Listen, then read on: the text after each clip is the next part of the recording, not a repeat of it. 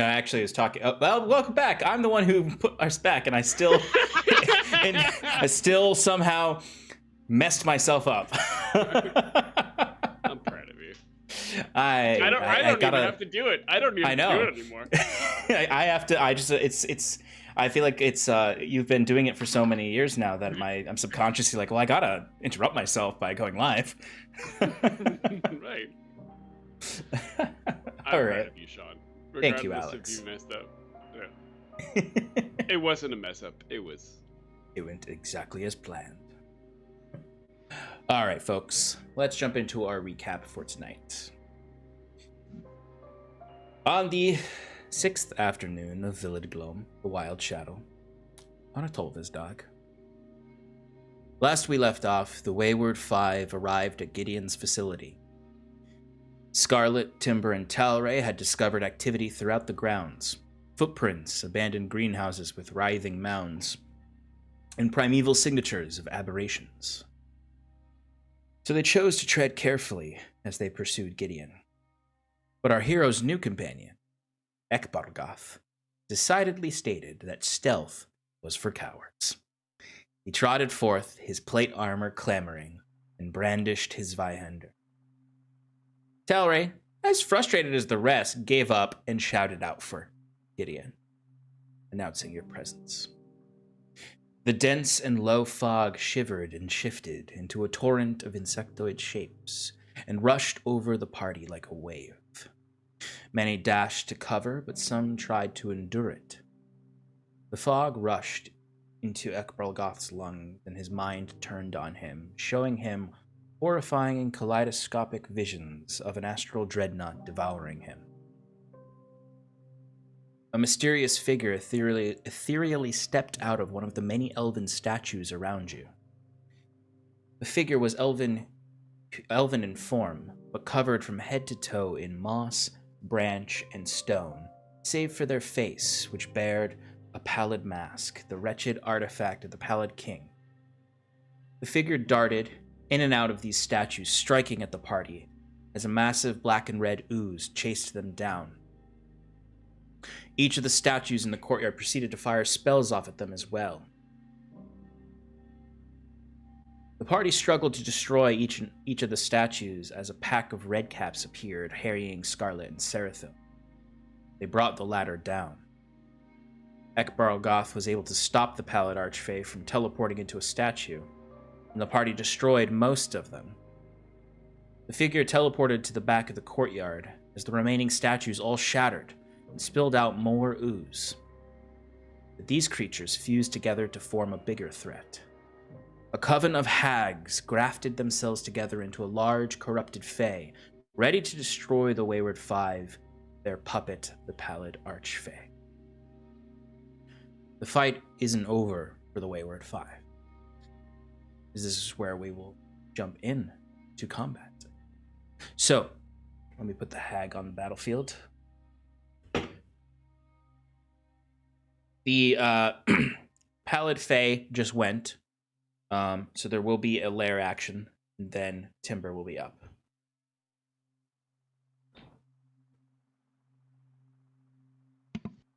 No more lair actions. They scare me.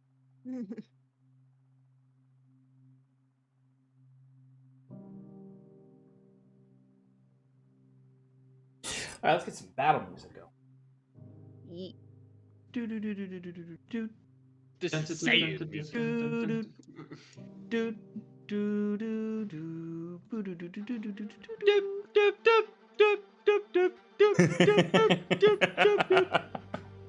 I don't even need to do the music. I think Alex will just do the music the whole time. Yep. Okay.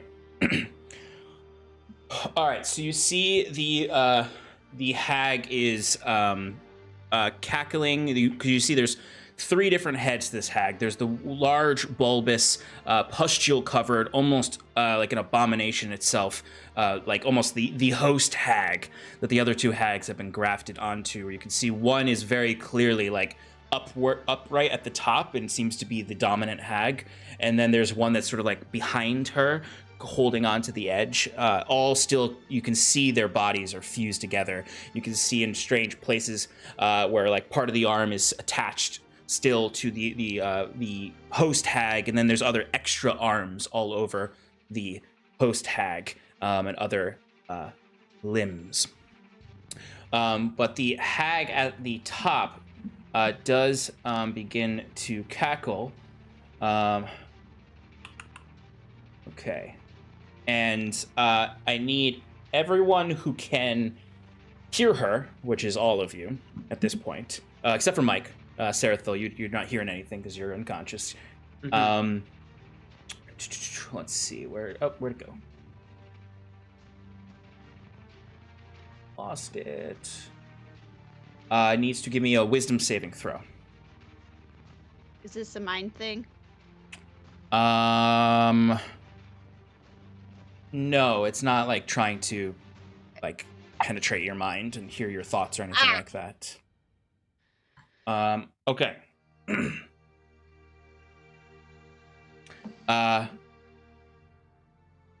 Scarlet, what'd you get? 6. Talray, what'd you get? You're muted. Muted. I don't know. What am I rolling? Sorry. Wisdom save. Wisdom. Wisdom save. Yep. Thank you. This is important. Pay attention. I got a 16. 16? Okay. Advantage? Do you have a reason to have advantage? No, because Kieran's really. dead. Sorry. Timber, what'd you get? Sending a Scarlet. 6? No. No. And Internet high five. Ekbrelgoth, what'd you get? Eckerd got a 17 and Talio got a 8. 8? Yeah. Oh, Jesus Christ. Right? All right, well, everyone who got 18 or lower failed, which I think is all of you. Yeah. You said 18. Did anybody get over an 18? No. Good job, everybody. This is not the incapacitating effect that you experienced last phase. This is a different effect. You all, for the next minute, are frightened of the hag, but it's not the frightened condition. It is a different effect. You are all vulnerable to psychic damage now. If you're resistant to psychic damage, it's neutralized. You can make saves at the end of your turns to break this, but essentially you have been Nazgul screeched by this hag that has now given you a vulnerability to psychic attacks from her. Okay, that is the lair action. It is Timber's turn now. The red cap's on deck. Oh, red caps. Oh, okay. It's all on you, buddy. Okay. I see Sarathil, right? Yes, yeah, you know where Sarathil is. He's over in this corner here with Scarlet. Amber. There you go. Now you know. Okay, Yeah, you would know that they're there. Scarlet is guarding him. Yep. Right? Or Yes, but there is one red cap right now jumping up and down on his corpse. Okay. Wait, what happened to the one that was lashed on my arm again? That one got killed by Virexi, Talio's Okay. wolf. Right. I'm going to bonus action. Yes. Use my spell wrought tattoo to healing word Sarathil. And the phrase I said is get off of him, you fuck. And I am going to charge on to the red cap and go ahead and attack him. Yes.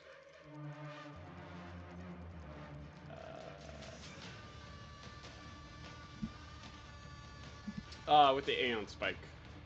Nice. Actually, no, unarmed, sorry. Cool. First one's a 2. That doesn't hit with a 14. Nope. Oh wait, it's a 14. Yeah. That just hits. Oh, okay. Well. Yeah, they're little gross Feyman. True. And First one's a 14 damage. Second one is 12 damage for a total of 26 damage. And then with my hasted action, I'm going to Aeon Spike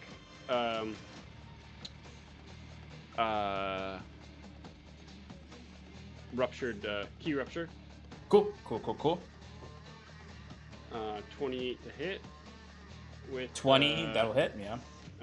With 13 piercing damage plus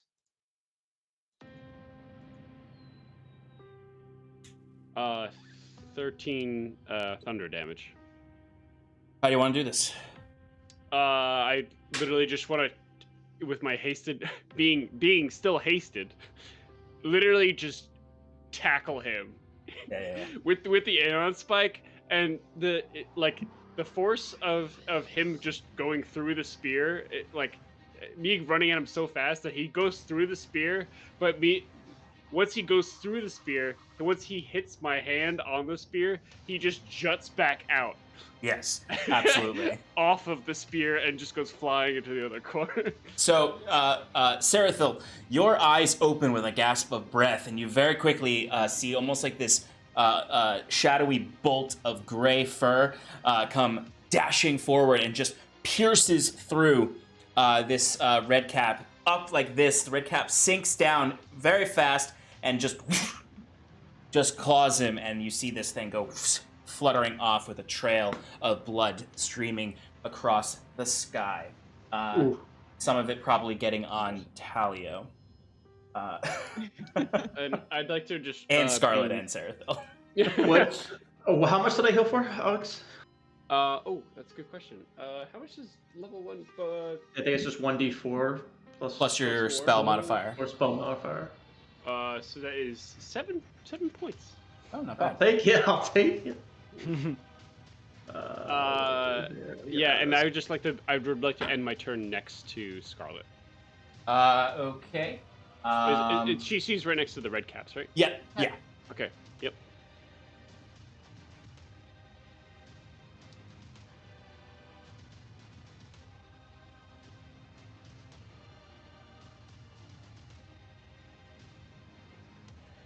Very nice. Got the slider all set up. Yeah. All nice. right. So cool. All right. I So. noticed. So you have taken out the red cap that was attacking Sarathil. There are just 2 red caps left of this pack, and they attack. They're going to try to attack Timber, actually, now that they've seen him dispatch of their buddy Todd. I doubt that was his name. It's short for something Fey-like. Todrick. Todrick, of course. Audrey Baudry. Badri. All right. That is going to be a... Can I see it? 25 to hit. First attack. Okay. Second one is... They have a pack tactics advantage, and they got 2 ones. So the second attack is 9. Nice. Wow, 2 1s. But they've made up for it with a nat 20 on the next one. Oh. Okay. And then the 4th one misses. All right, So so two I'll hit do... total. Yep, 2 hit in One total. Normal. 1 normal, 1 crit. Yep. Okay, so the normal one is 10 points of slashing damage. Okay. The crit is...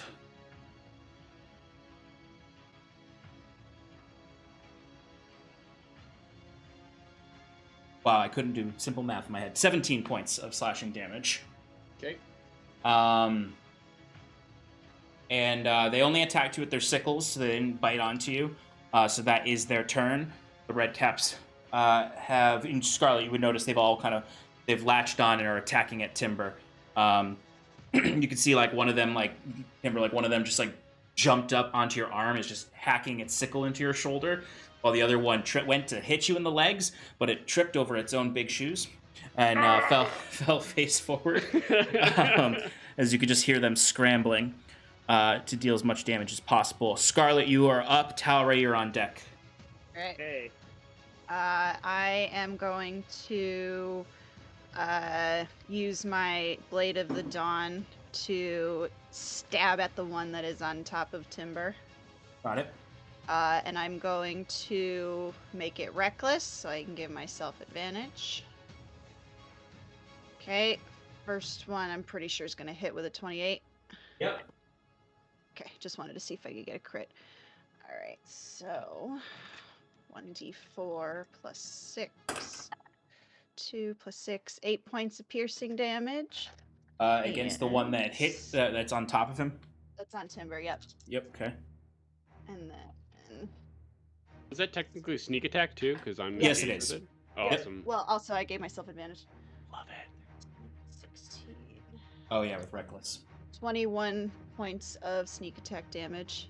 Nice. And I forgot, I used my Blade of the Dawn, so it's also going to take 1d6.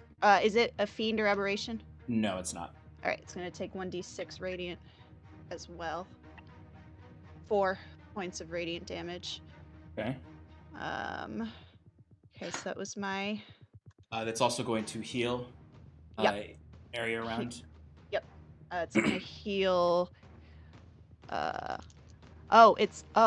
didn't do this right the last time. It's going to heal allies and damage all enemies within 5 feet.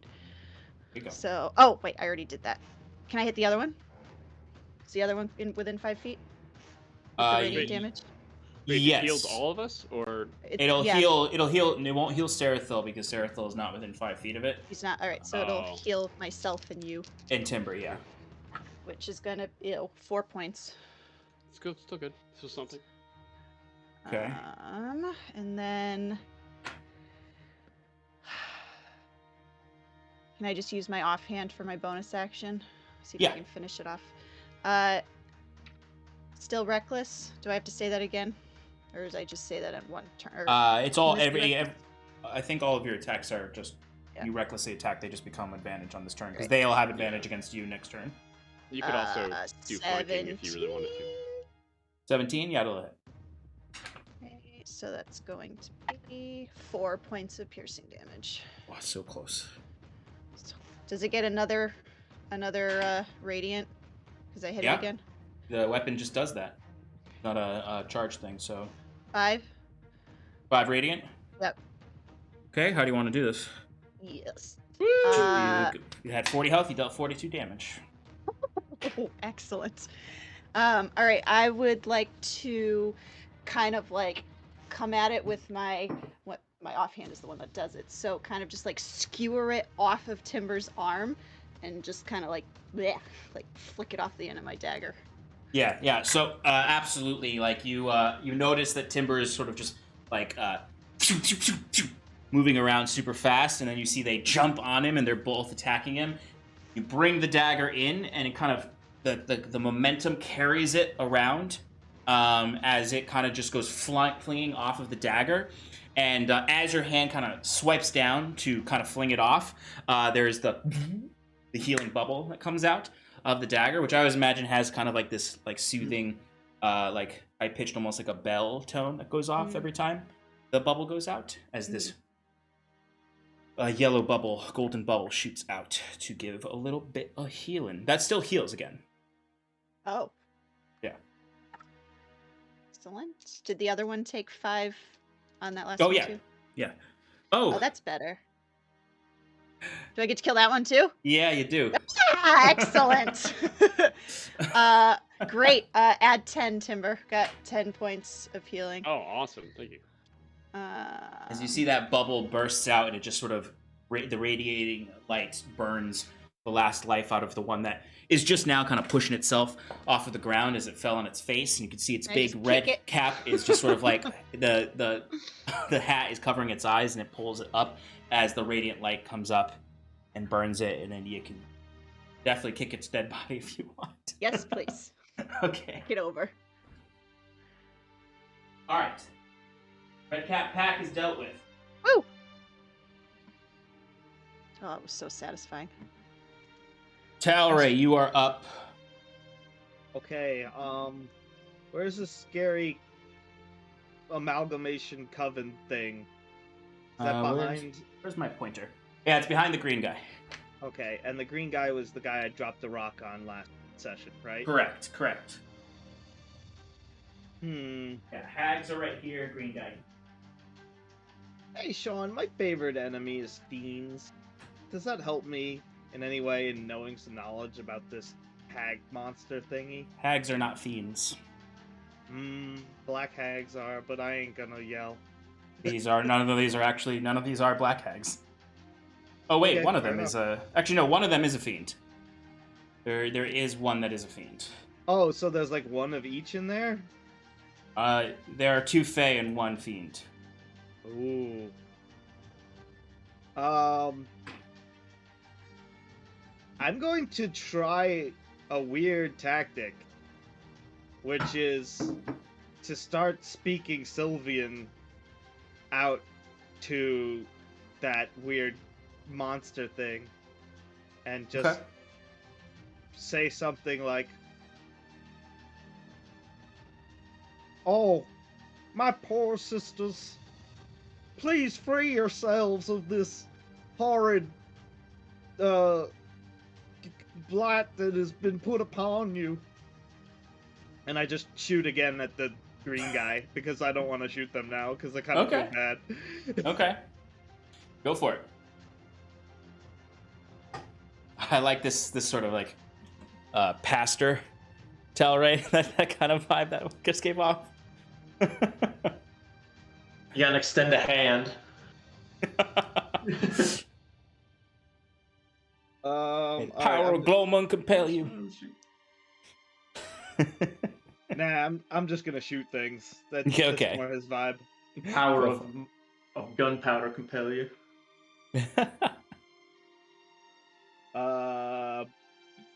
I still have advantage because I still got Guardian of Nature on. Cool. That's a 24 to hit Mr. Green Guy. That'll hit him. All right. For 23 necrotic damage. Okay. Do it again.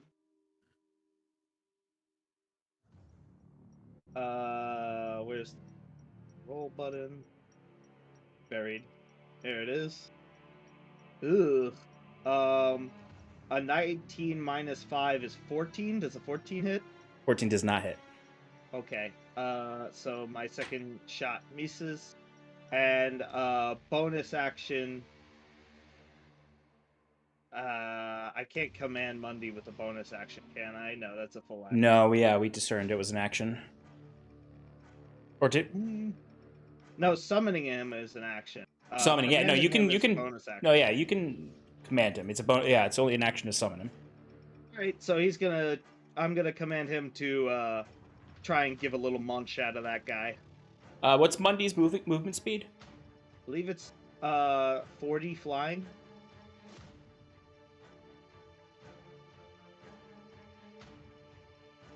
I mean, if he can't make it, then he just dashes, you know, because I gave him a command, so he's just gonna do the command.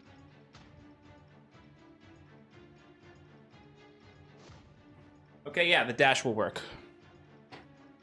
All right, so he gets up in there. Yep. Anything else?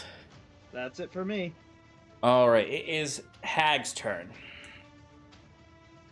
Alrighty. All right, so the host hag is going to go for an attack on Mundy. It's going to go particularly for a crushing hug, what it's called. Oh. For a 27. That'll hit. Okay, Mundy is going to take...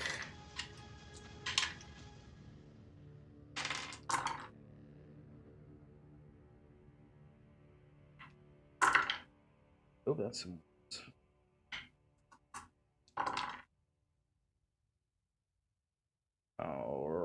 that.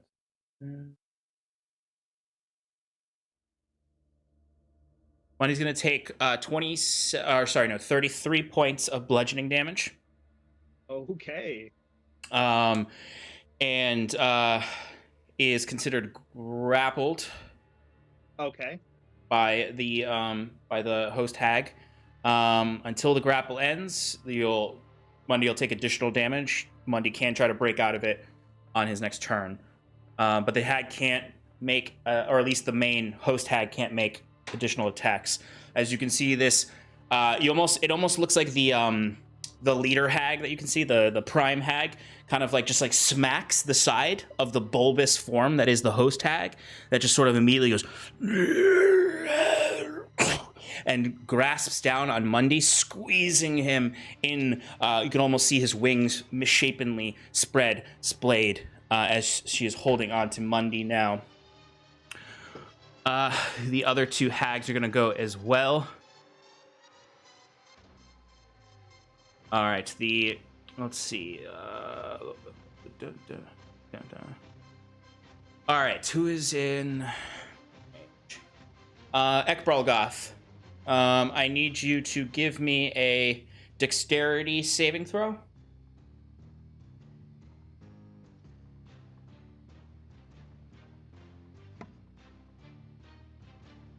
Two.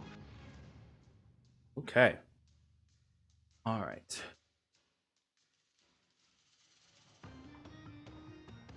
All right, so you see the prime hag kind of is holding something into the air, and you can notice that it is an Elysian elf's skull with their spinal cord intact on it. Seems to be her arcane focus, it looks like.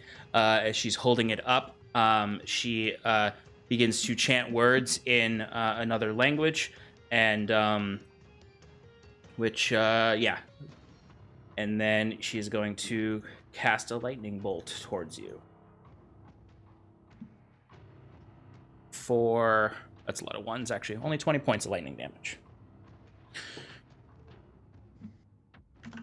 And then that was that hag. Now the last hag is going to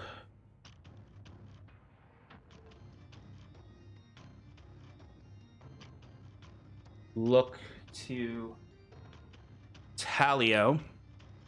Talray. Talray, give me a wisdom saving throw. Okay. 22. All right, you avoid becoming a mouse as she had cast polymorph on you.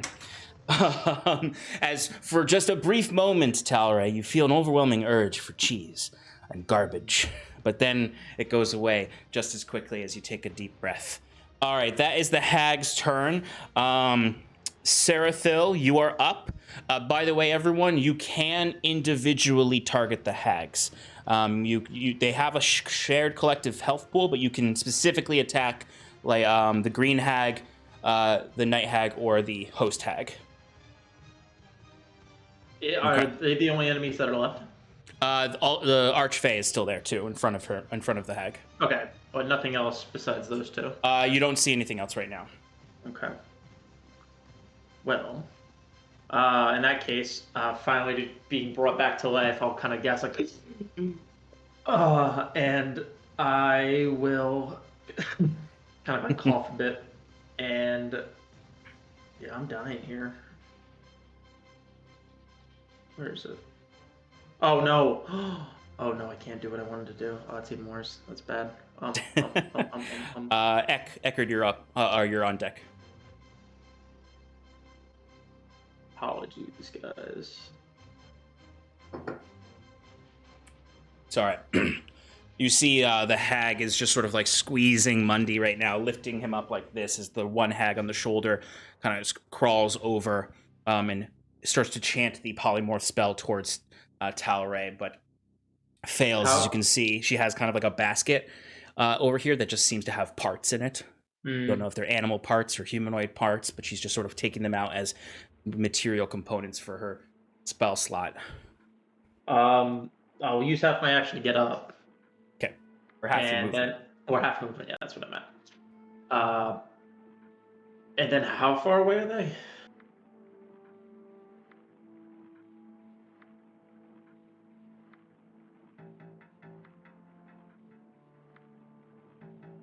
The hag is 120 feet away from you, and the archfey is 110 feet away from you. Okay.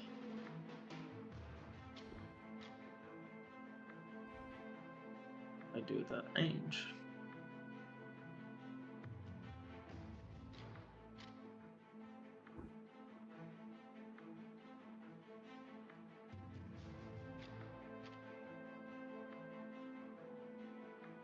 And you got Mundy right there, right? Yeah, Mundy is being grappled by the host hag.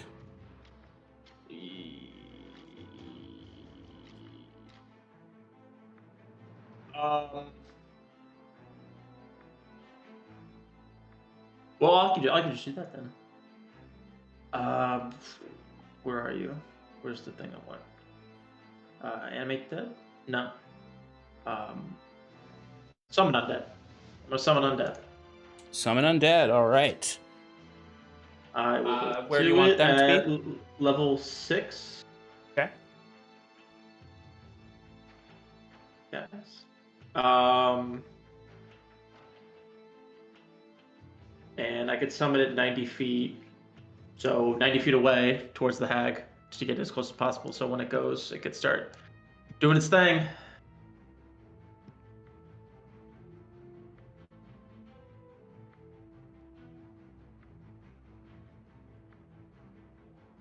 All right. So the it can be summoned at the base of the ramp that leads up to the second layer. Okay. So yes, So it's I about, pull out that gilded skull. I mumble some words, essentially for help, and a ghostly figure flies out of it and starts just racing towards the hags. Hell yeah. Gets 90 feet. Love it. All right. So that summon is going to go after your turn. So you can use them right away. Yes. So it has a flying speed of 40 Perfect. feet. So it would run up and attack whatever, if it's the whole hag or part of the hag, the one that's grappling Mundy, to try to, like, I guess, weaken it. I don't know, that's not an ability, but it's just going to go target it. All right, go for it. Go for that attack. And it gets multi-attack. It's going to attack 3 times, because it's really cool. Sorry. My first attack. First attack doesn't hit. What is the first attack? It was a 1. Was the roll, but Okay. the modifier is probably not going to hit. No. Yeah. Spell attack modifier to hit. Okay. Second attack is a 25. That'll hit. And third attack is 30. That'll definitely hit. Okay, so 2 attacks hit. Oh, yeah. First one, damage dealt is 1d8 plus 3 plus the spell's level necrotic damage. So 1d8 plus 6. Or 2d8. Since you specifically said that you're attacking the host hag and trying to help Mundy break free, Clay, I'll allow Mundy to use his reaction to do a strength check. Oh, okay. I believe in you, Mundy. First one was 8 necrotic damage. Okay. And the second one was 8 necrotic damage. It's a +3 for Mundy, so let's give him a try. Nat 1. Okay, Mundy is still in the arms. I imagine this spectral. What is the actual attack look like from your ghost? Like, does it have a spectral weapon? Yes, it does. It does wield a ghostly rapier, and it kind of like starts swiping at it. Nice, excellent. Yeah. You 100% see it bringing up this ghostly rapier and going for attacks, and you can see the hag is like, and the hags on top are laughing at the attempt. Can the hag be frightened? Let me check to see if it has immunity. It can be. There's no. I don't see anything about frightening on here. Well, then for each melee attack on it, it needs to make a wisdom saving throw against my spell save DC or be frightened of the ghost until the end of the target's next turn. Natural 1 on the first one, so yeah, this big old hag is scared of this ghost. You watch as your ghost is stabbing the spectral rapier up to the hag, and the host hag, you could hear her whimpering in fear as she's still grabbing Mundy, almost now grabbing Mundy like a teddy bear, as she's like, and the other hags are like smacking the back again, like furious, cursing at the host hag in Sylvan. 1 in Fiendish or Infernal. All right. Anything else, Sarathil? That should do it. All right, Eckerd, you're up. Talio is on deck, and then it's back to the top of the order. Can you show me where 30 feet of movement can get me, like the range? In a forward motion, moving closer up. I guess there's that greenhouse. Can I get, like, in cover behind the greenhouse? I get you.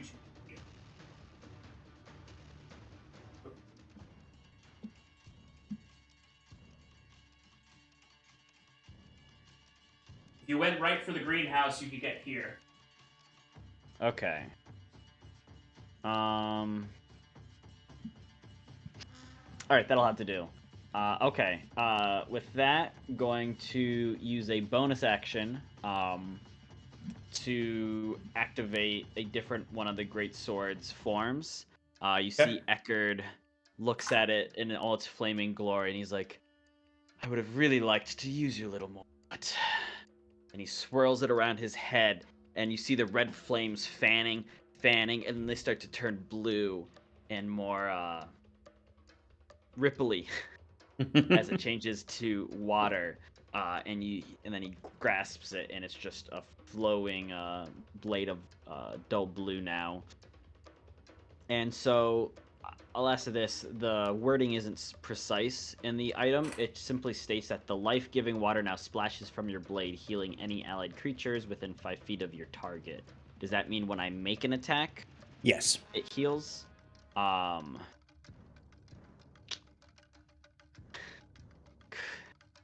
Damn it. Is there anything within 5 feet of me that I can attack simply to activate the healing properties of this weapon? In like an attempt to heal yourself? Yes. Yeah. I'll let you smack the greenhouse, I guess, if you want to. Dope. Yeah, there's no creatures within 5 feet of you.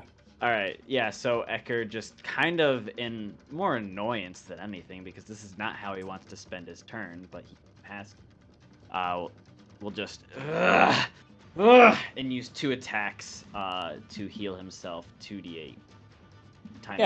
I like the idea of some destruction of property and anger to get yourself some heals. Thank you. The bad guys are over there, dingus. I'll get to them when I'm feeling a little better. You look up and see Talray flying 40 feet above you, yelling down at you. So what are your attacks? Oh, I need to. Okay. Yeah. I mean, it's not gonna be. So the first one is a dirty 20, and then a 30. Yeah. Go ahead and heal yourself. Thank you. So Eckerd goes up, and I imagine Eckerd is like psyching himself up a bit for combat as he sees the action going on up on top of the ramp.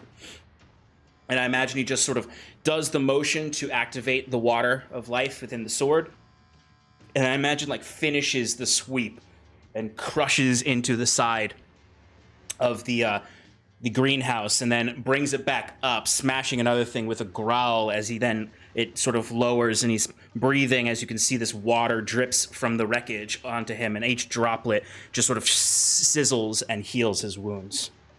And then he's gonna raise the great sword and point it up at the hag, and then thinks a second. He's like, I'll let someone else take a few hits. And he tries to look as inconspicuous as possible.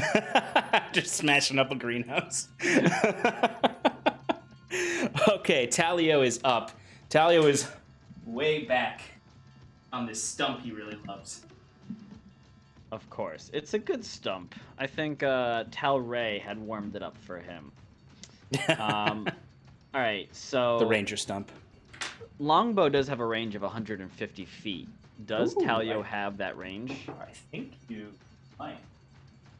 You would definitely be able to move into it. Right. I almost just want to leave him there as, like an archer's fucking bullshit or whatever. Yeah, you definitely are. You're like at like 130, 140. Okay, so he's gonna take out an arrow, flip it around, notch it on his bow, and he's gonna go, sorry, mates, and I don't know why he has a voice like that, and he's gonna cast lightning arrow on it. Nice. Draw it back and fire it off at the hag. Any particular hag of the three? I think just the main body. Okay, post hag. Cool.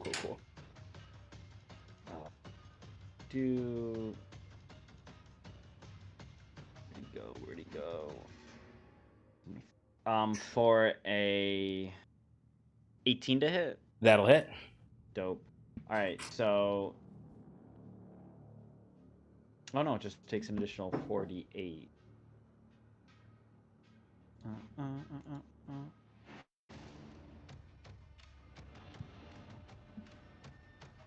All right, so that's gonna be. So I'm trying to do math. 29 points of lightning damage, Nice. with an additional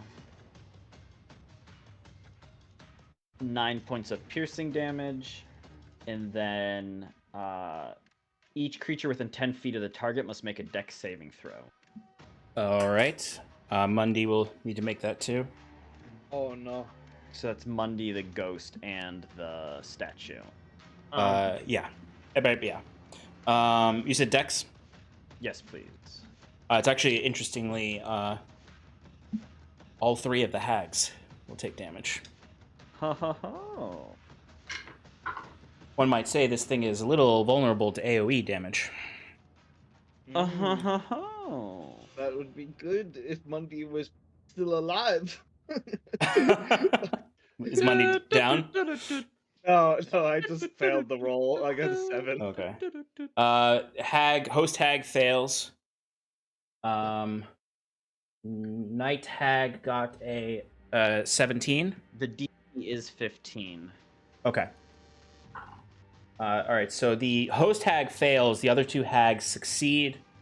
And then that's. And then the Pallid Archfey succeeds. All right.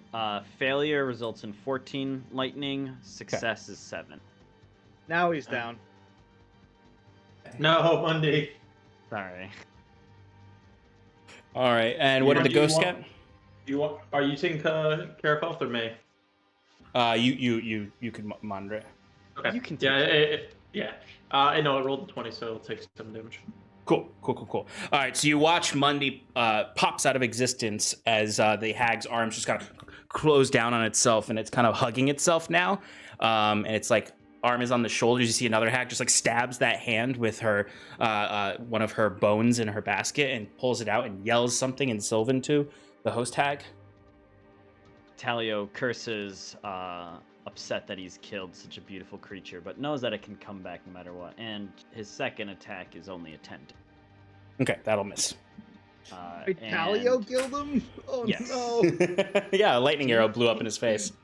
And then on Amazing. his turn, Virexi will simply move 30 feet forward, and then take the dodge action.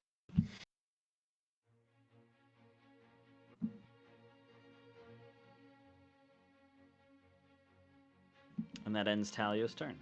All right, excellent. All right, let me just get this damage calculated for this hag. That was a lot of damage. Okay. All right, it is now the Pallid Archfae's turn. Oh, let me take Mundy up there. Mundy, no. Sorry, Clay. I wasn't sure how much. It's okay. You wanted, I'll just remember this forever. you wanted Mundy dead for years. Years. All right. Oh, he's free. Let's see. Is anyone clustered together right now? Way though. Range on this? Not far enough. Well. Okay.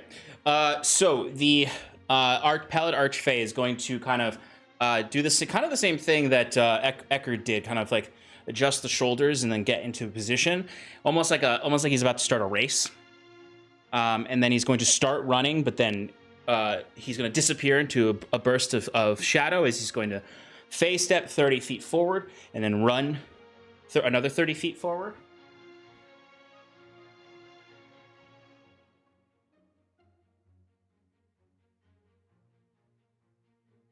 Does my ghost get an attack of opportunity?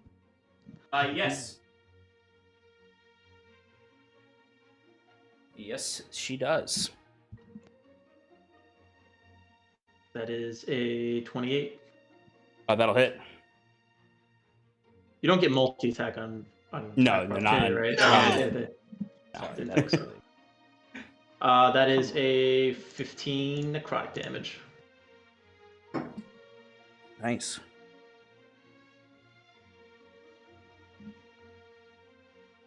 All right.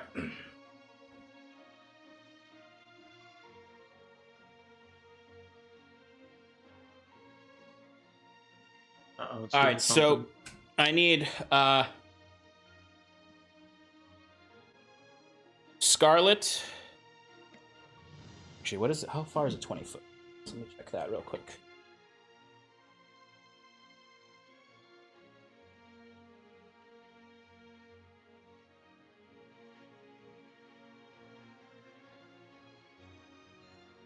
All right. I need Virexi, Scarlet, Sarathil, and Timber all to give me dexterity saving throws. What's he doing? He is using a special action to basically, you see him, he comes forward, he has that staff that he has, but he does, once again, kind of throws his hand out and that shadowy blade comes up, and you see he actually is just attacking the air in front of him at first, and you see these kind of like temporal mirrors of the blade all start to appear at once over each other, and then when he finishes, he does one last smack against it, and they all shoot out at once through a 20-foot radius all around.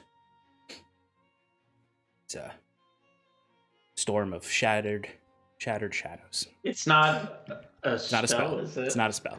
Okay. What am I rolling again? Dexterity. Dexterity saving throw. Timber, what'd you get? 26. Okay, you saved, so you only take half damage. Scarlet, what'd you get? 18. You actually did not save, so you're going to take full damage, but you can have it with I'm going to evasion. evade. Yep. Okay. Sorry, Timber, you don't take any damage, right, because of evasion? Right. Yeah. Correct. Cool. And then you succeeded, Sarathil? I rolled a natural 20, but it's a 19. You succeeded narrowly. So you're gonna take half damage. Scarlet, you're gonna take half damage. Timber takes no damage. I'm probably gonna die anyway. Virexi got a 10. Rexi's gonna take full damage. Care. Yeah, you're probably gonna go down. It's 31 points of slashing damage. Ooh. I'll do it. Jesus. It's that- magical slashing damage, so it's gonna bypass your resistance, Scarlet for Rage. Ah. Okay. Oh no, wait a minute. You said 31 slashing? Yes. But it's a recharge spell, so he can't use this whenever he wants. Or not spell. It's not a spell.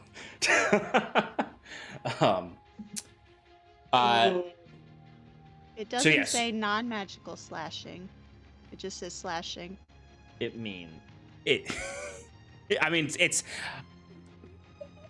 I wouldn't have normally said slashing. I just did because that's what it is. It looks like it's magical rips in reality that are hitting towards you. It's force damage, really.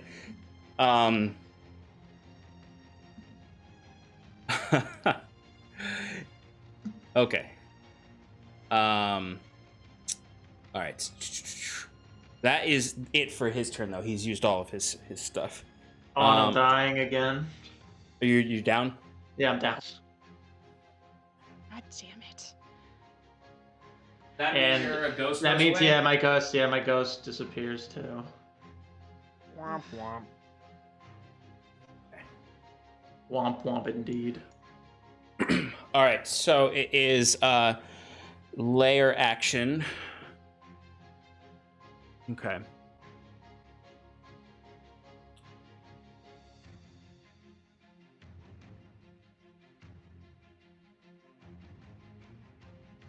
All right, so we can't use the fog attack because it used that last turn. So it is going to. You see the prime hag holds out that skull and spinal cord again, holds it up into the air, and you can see sort of these threads of magic, green magic, shoot out of it and go into the champion, the Pallid Archfey. And I need everyone within 20 feet of it to give me dexterity saving throws. Am I within 20 feet of it? With a champion? I think that's just for Exy. It is just for Exy. Yeah, okay. What kind of saving throw? Dex. 21. All right, he succeeds in evading a series of vines and branches that come up out of the ground. You can see they like kind of take the form of the hag's arms, and they all try to grab onto Virexi, but he's able to dart to and from to avoid them. Just remind you, because I know you're not using a proper stat block for Virexi, but he does have the reaction to re-roll things in the future. I'm using the Guardian Wolf.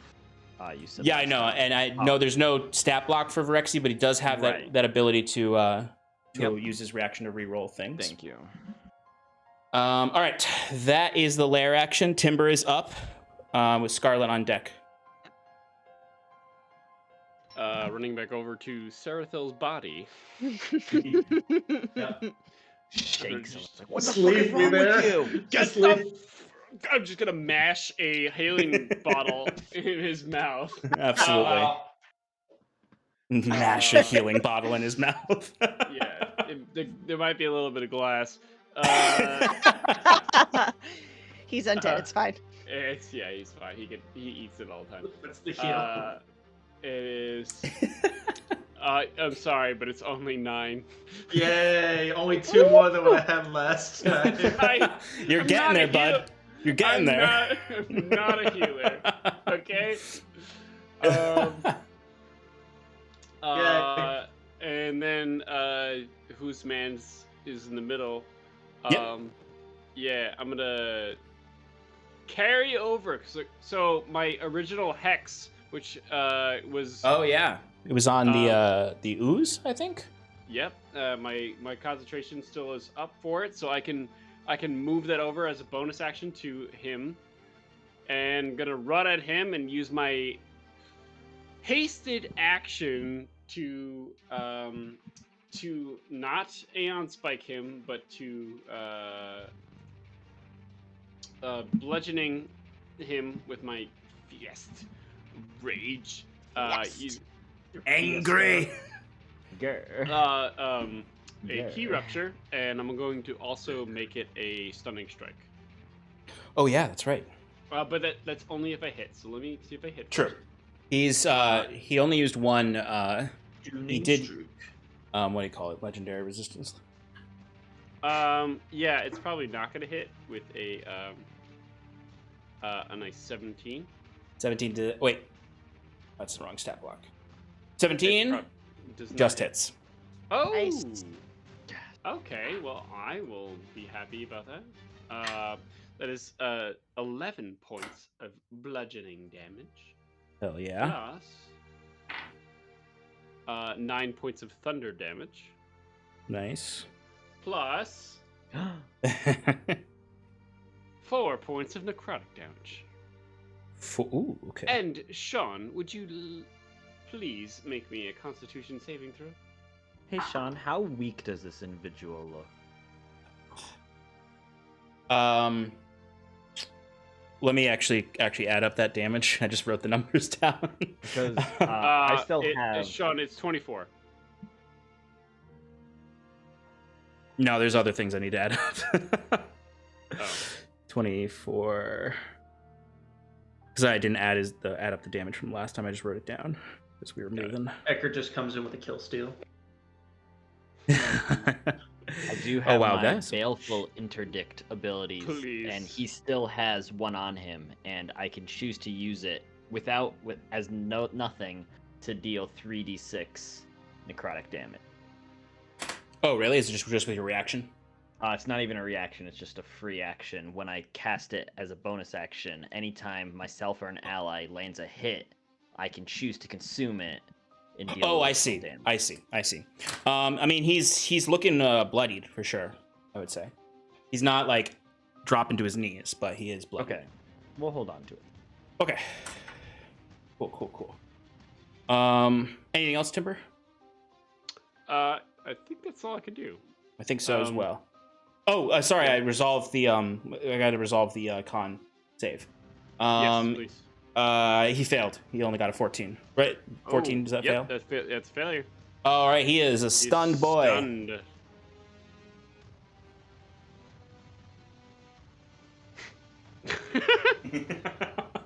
He is a stunned boy. Okay. All right, so that then brings us to Scarlet. As I imagine Timber comes darting up after, I imagine, like, really quickly moving over to Sarathil and very dangerously moving in his hyper speed, the glass bottle to his lips. Sarathil, you might have a few glass shards in your mouth.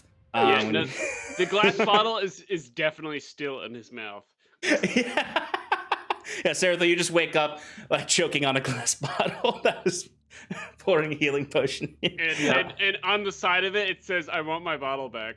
Imagine late at night, Timber is just slowly making little labels and putting them on all of his bottles, puts his address on it.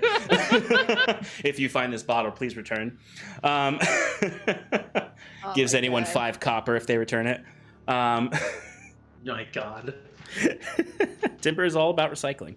And then you see Timber come around and just bring his paw into the back of this guy's neck, stunning him. As you can see, the body goes rigid.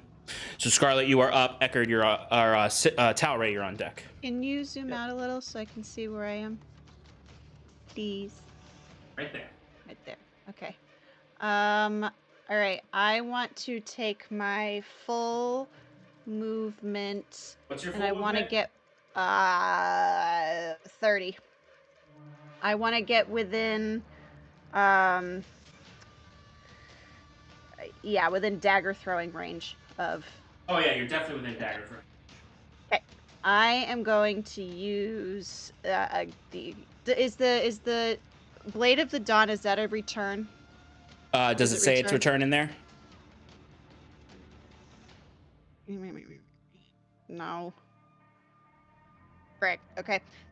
So then I'm gonna use my corrupted dagger so that it'll come back. Cool.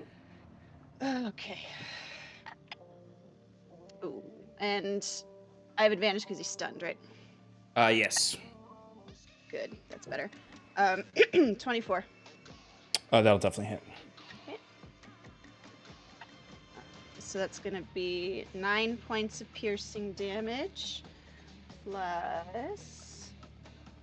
I have not been adding my rage damage to anything, so +3. How much was the piercing? 9? 9, yep. Okay. And then, ooh, that's good.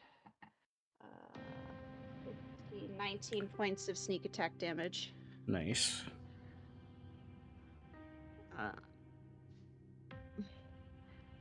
And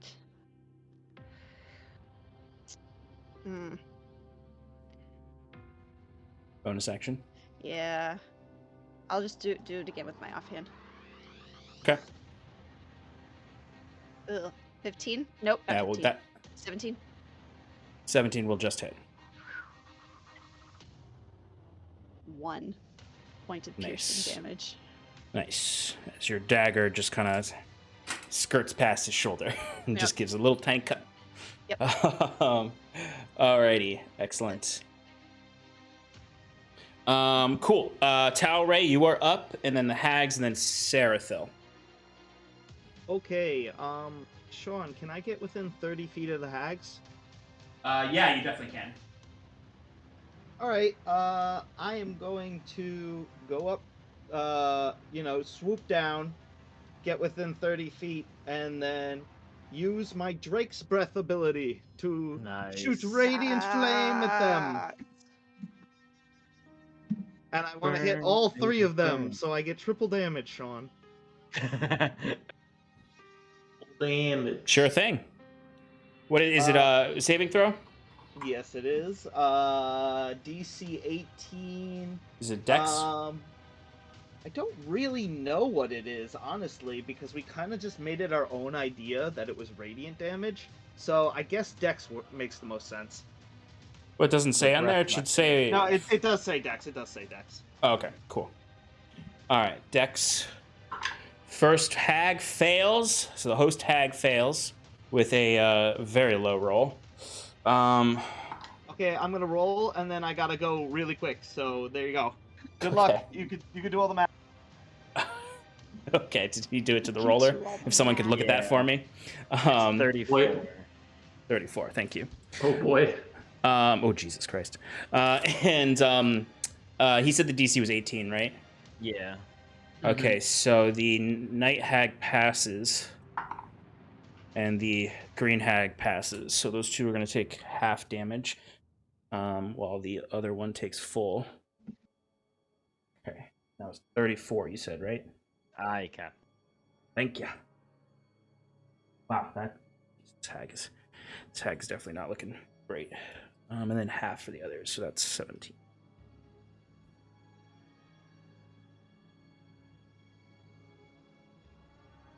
All right, so you see Talray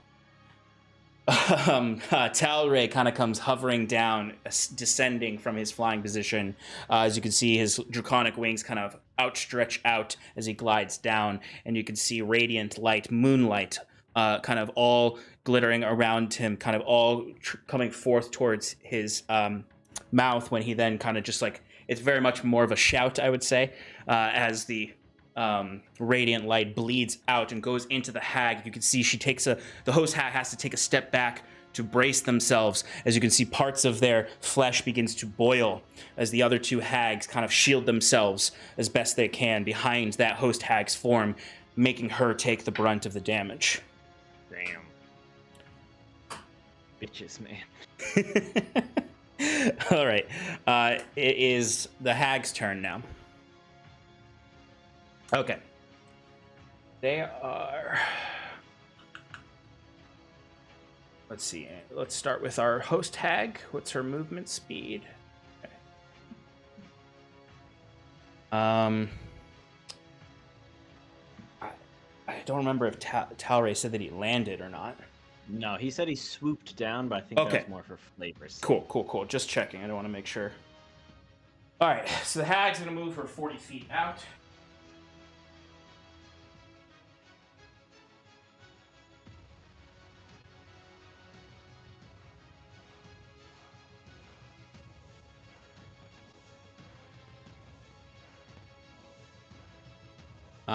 Okay.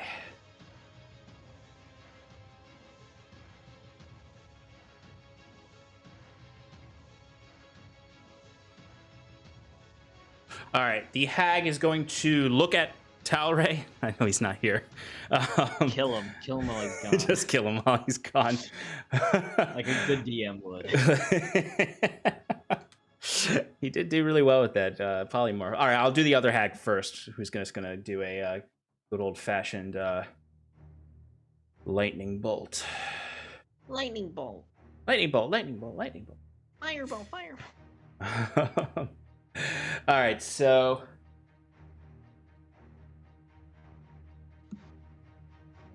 Bum bum bum bum bum.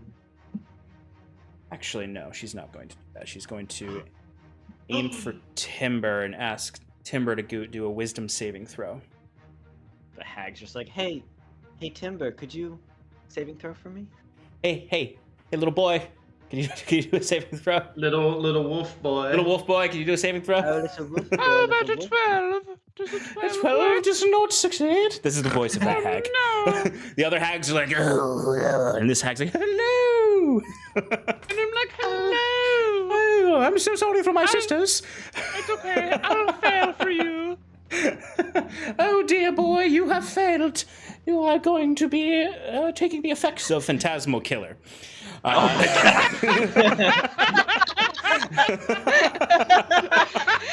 That delivery was excellent. All right, so it lasts for 1 minute. You are considered frightened. At the end of each of your turns, before the spell ends, you can make another wisdom save. You have to make a wisdom saving throw. If you fail it, you take 4d10 psychic damage, which you all are vulnerable to psychic damage from them, so keep that in mind. And on a successful save, it ends. Currently, it doesn't do the damage because it's not till the end of your first turn with it on you. It's just, but you are considered frightened right now, so you can't get closer to the hag. You have disadvantage on attack rolls against her. Talray. Yeah, sorry about that. No, you're good. There was You're totally a good. little bit of a flood, but we're all good now. Oh, shoot, is everything okay? Are you Yeah, good? no, we're fine. We're fine. Don't worry Okay, about cool. All right. Talray, I need you to give me a wisdom saving throw. it. Okay. Don't do it. It's a trap. Just say no. Just I got a auto-fail. 16. 16 is not going to succeed. But So I would everyone- like to say that I did say I swooped down, so maybe I don't take fall damage. Well, you have to decide right now. Are you on the ground or not? I would say I'm on the ground right now Okay. because I had to burn the guy. It's my bad shot. Sorry. It's okay though, because he's actually still not within grabbing range of the host tag, Oh, okay. so it's okay. But it is good. It is good to know though, because you were possibly going to fall. All right, you got a 16. You said. Yes. All right, so anyone looking towards the hags would see the prime hag in the top with the spinal cord focus. You see she holds it up, and her eyes, one of her eyes goes completely black and dark like the void, and you see kind of a magical darkness appears in the eye of the skull as well, as she is using eye bite. So, Talray, you are... But you. yeah, you. Good thing you were on the ground because you fall asleep, as it uses the sleep feature of that. You fall unconscious. You wake up if you take any damage, or another creature uses their action to shake you awake. Yeah, honestly, I kind of wish that I was flying, so that way I would. Because you would have woken up right away. Actually, it probably would have been better if you were flying. I mean, if you were polymorph, that would have been perfect. You just drop, instantly come back. That's also true. Yeah, that would have been nice. Okay. That was the hag's turn. Sarathil, you're up. Eckerd, you're on deck. Thanks. At the end of this round, before we start the next round, we're going to take a break, just so everyone knows. Sarathil, go ahead. How far away are the enemies from me? They're pretty close to you, actually, at this point now. You are right here on the ground. Yep. You don't say. And they are here and here. So 5, 10, 15, 20, 25, 30, 35, 40. Glass bottle still in mouth. Thanks. Yeah, so the hags are roughly 70 feet away from you, and the figure is 40 feet away from you and stunned. Well, I'm gonna use half my movement to get up, Cool. and I will use the rest of my movement to get within 30 feet of the dude.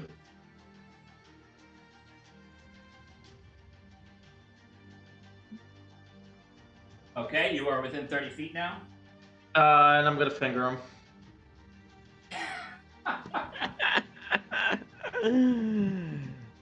Gross, but funny. It's funny. It is. What kind of saving throw is Finger of Death? It's a Constitution saving throw. All right, so he still makes the throw, Sure. even though he's stunned. Okay, where is he? Where's his stat block? Constitution. He is not proficient in this. He fails with an 8. Okay, so he's gonna take A bunch of damage. 63 necrotic damage. Oh my god. Eckerd, he looks pretty fucked up right now. No, he didn't So- die. No. Well, so I'm gonna let Sean decide. It does specifically say when you or an ally hits a target. Hits. Oh, that's a good question. Because Hits. Even if it was a spell attack, I would be like, whatever, that's a hit. Since Yeah. it's a saving throw. Oh, it is a saving throw. You're right. Oh, wow, you're right. I appreciate the offer, but I'm just saying. Yeah, rules no, is I'm written not gonna- in yeah. language. Yeah, no, I'm not gonna. It's a saving throw, so no, you're not Okay. gonna be able to get that off. It was what was the full damage again, Mike? 60 what? 63 necrotic. Jesus. 63 necrotic. Jesus. Yeah, he's looking real rough as he's almost like I imagine he's on one knee, kind of like shaking as he's trying to re-get control of his limbs again. Yeah. As that just go ahead, describe what it looks like. Describe what it was because I just want to make sure it worked first before I was described it. So yeah, like getting knocked down for a second time, Sarathil will kind of just turn his head, spit out the bottle, and in a sort of way you've never really seen Sarathil because like he's pissed now, but he's not gonna like rage. But, like all of a sudden, like he'll like levitate his body like forward, where like things just get dark around him as he just like lowers his head, and his like eyes just like turn dark as he just extends a finger with all of his freaking anger and fury Hell going right through this man. And he screams, "Avada Kedavra!"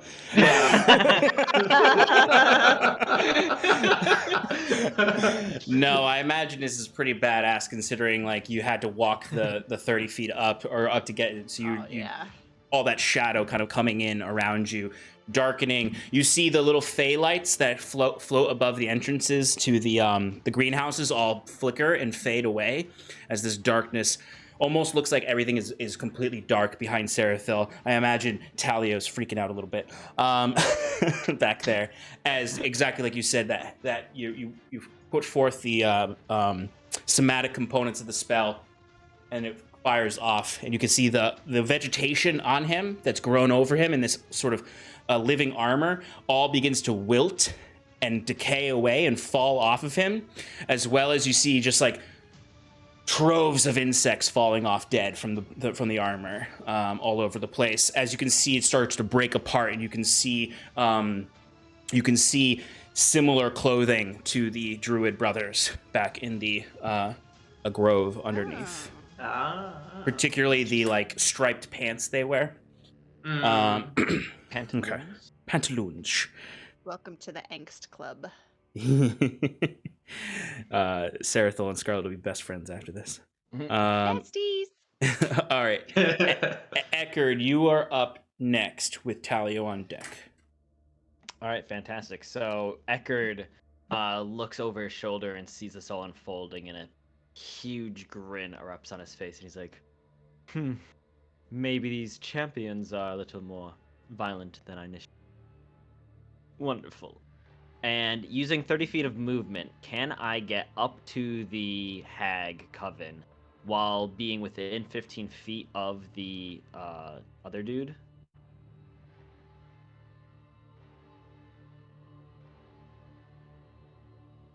He's 20 feet away from you. Okay, that's fine. I just can't tell.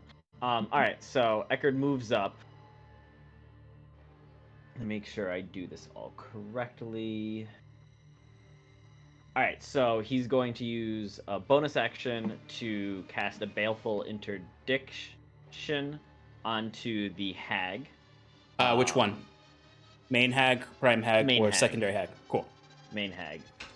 And when he goes up, he's gonna go. He'll cast the seal as he's running up, I imagine. And as he gets up there, he'll like grasp his hand down, and the seal erupts on her forehead, visible only to him. And he goes, "You're just ugly as sin, aren't you?"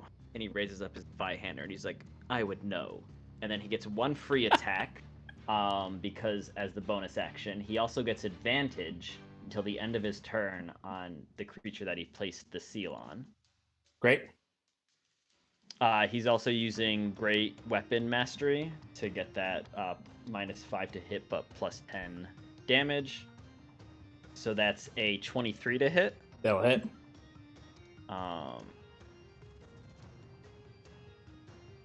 Dealing 17 points of slashing damage. Okay. He then heals himself because he's still got the healing thing up. Does the healing damage or the healing whatever have any modifiers to it? Excuse me. Any healing modifiers to it, or is it just a flat 2d8? Like it's just a flat 2d8. Okay, cool. All right, so I heal 5 points of damage, and then he's gonna take the attack action for 2 more attacks, both at advantage still. Hell yeah, go for it. This is what I made the character to do. For a 19 to hit. That'll hit. Or sorry, even higher than that. Now, if only I had that bonus action still, I could use Great Weapon to get an additional attack on it. Alas. Such is the bonus action economy. It's too true. For a 15 points of slashing damage. Hell yeah. And I'll just do all the healing after this. Totally. For a 25 to hit. That'll hit.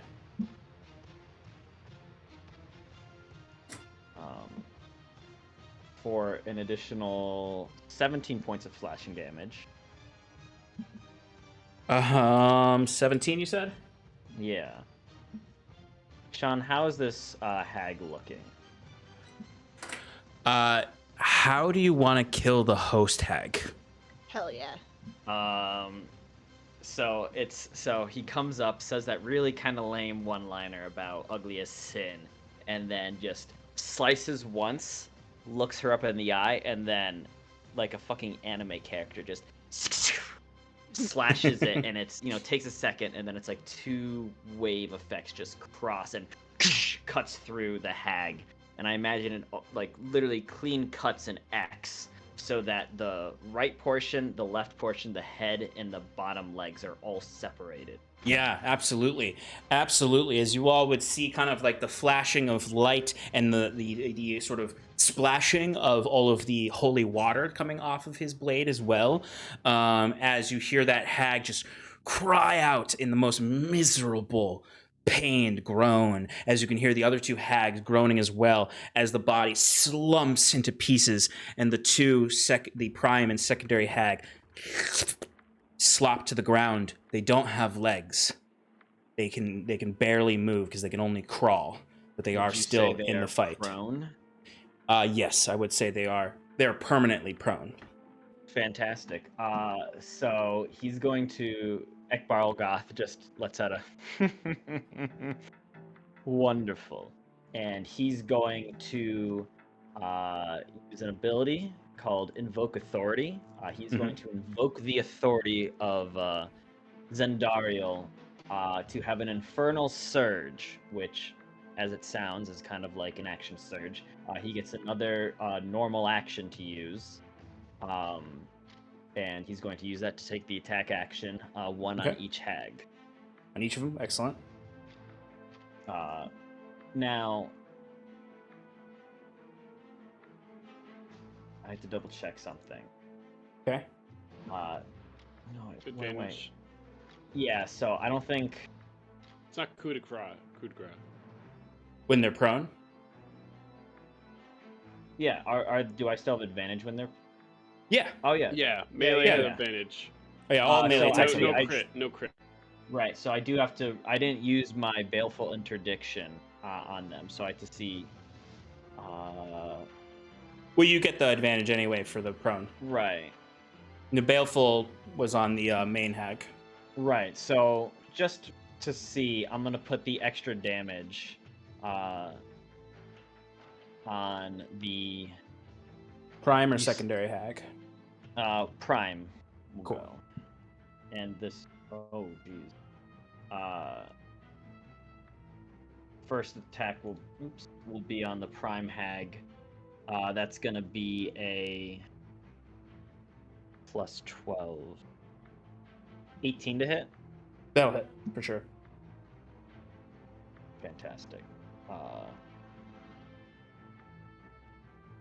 You know what's funny? I just realized I wasn't even adding the additional 10 points of damage from Great Weapon Feat to all those attacks. You were just hurting your own attack rolls.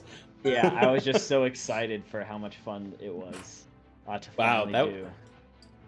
So that would have been an additional 30 points of damage to the hag, BT dubs. Yeah. I'll take that into that- account. I'll take that into account. So that's... I'll split, if you don't mind, I'm just going to split that up between the two other hags, 15-15 each.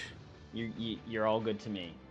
So that's 16 points of slashing damage on the primary. He's also going to consume his seal on that primary hag to deal an additional 8 points of necrotic damage, healing himself 3 points, giving himself another 2d8 as well. I love this character. Yeah, Kieran's dead. We're done with him. I can't make any saving throws, but I can fuck shit up. Yeah, you get fucked by saving throws. Yeah. Yeah, so that's additional 8 of necrotic. Is that primary hag still up? Yes.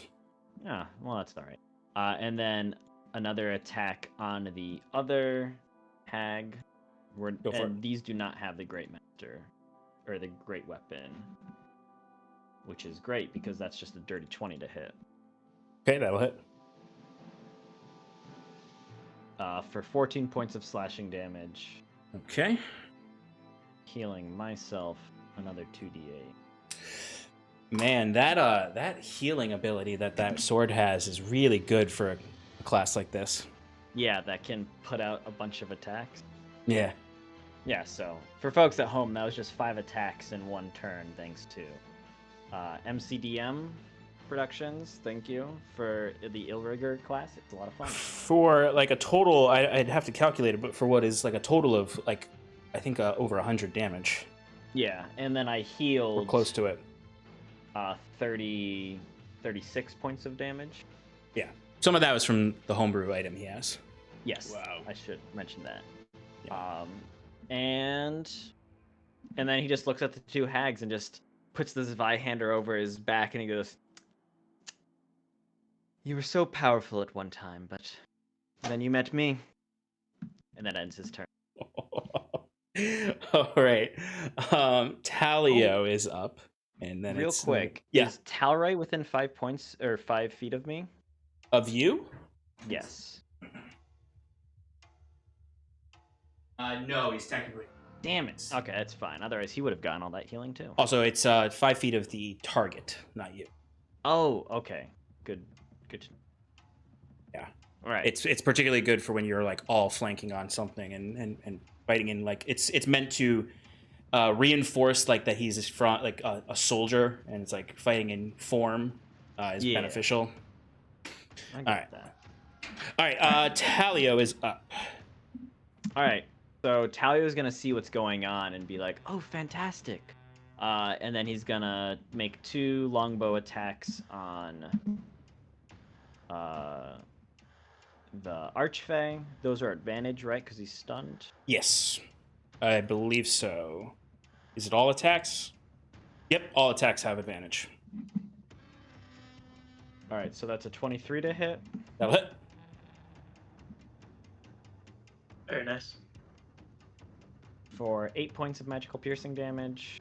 Okay.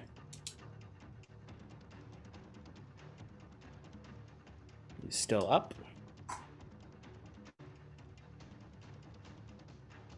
For a natural 20.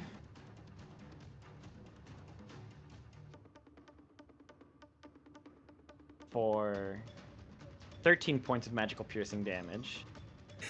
13 points, you say? I do say. He's still alive.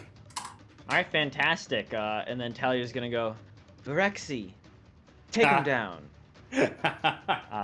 So then on Virexi's turn, he's gonna move and make 2 attacks. First one with his bite. Advantaged.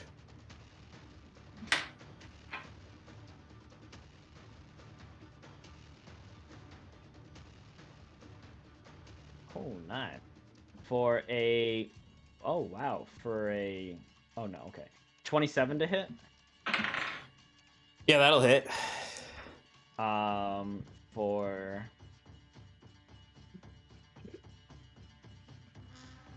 10 points of piercing damage. How does Rexy want to do this?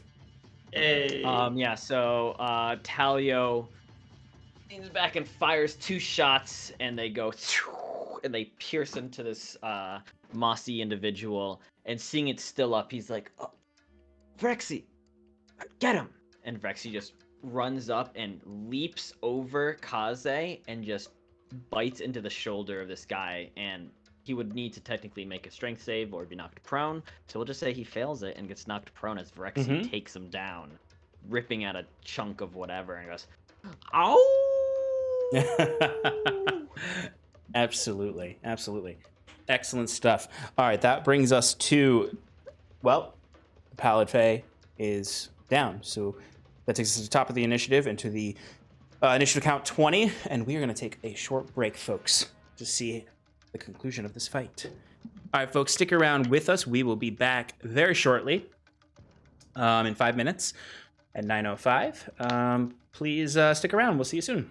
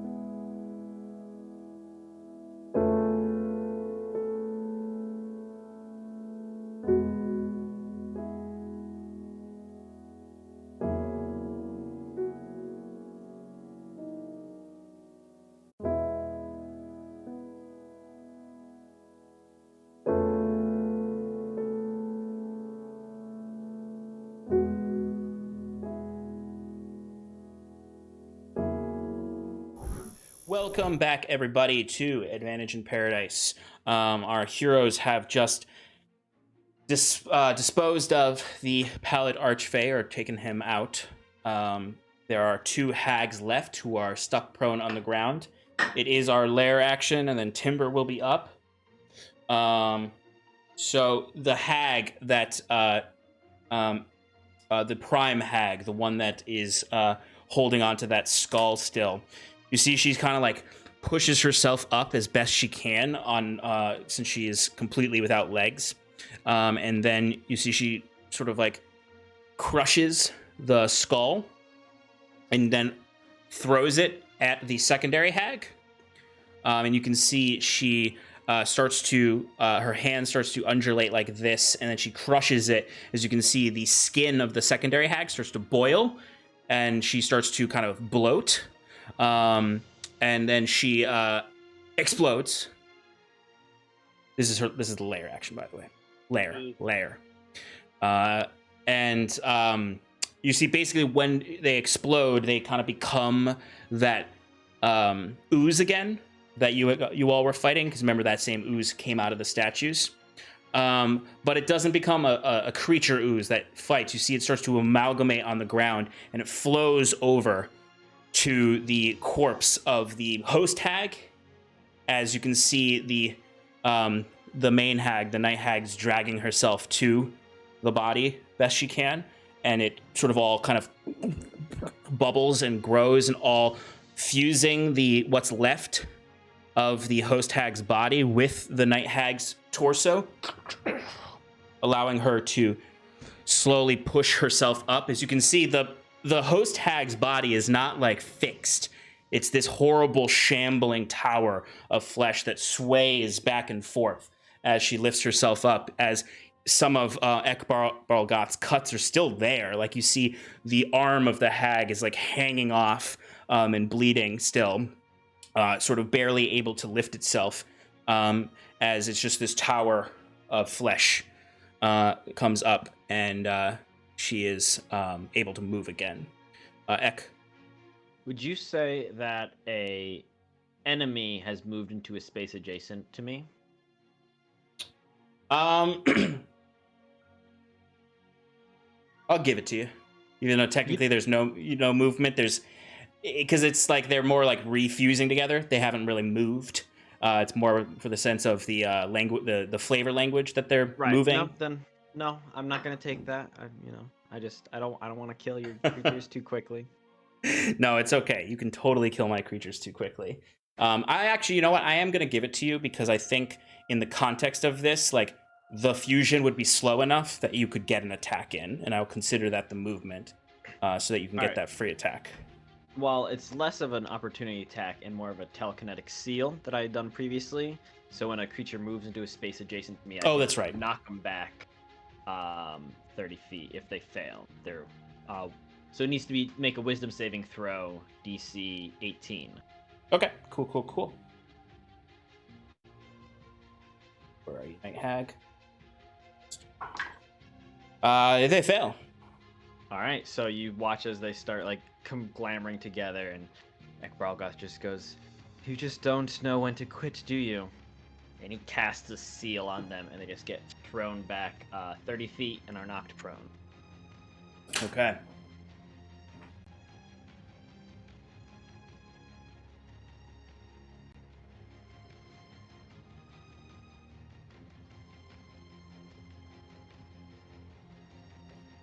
All right, so you see as this towering form comes up, it's almost like Ekbarlgoth's magic. It doesn't even need to push them back so much as topple the tower of them, as a fall back and upwards up the ramp.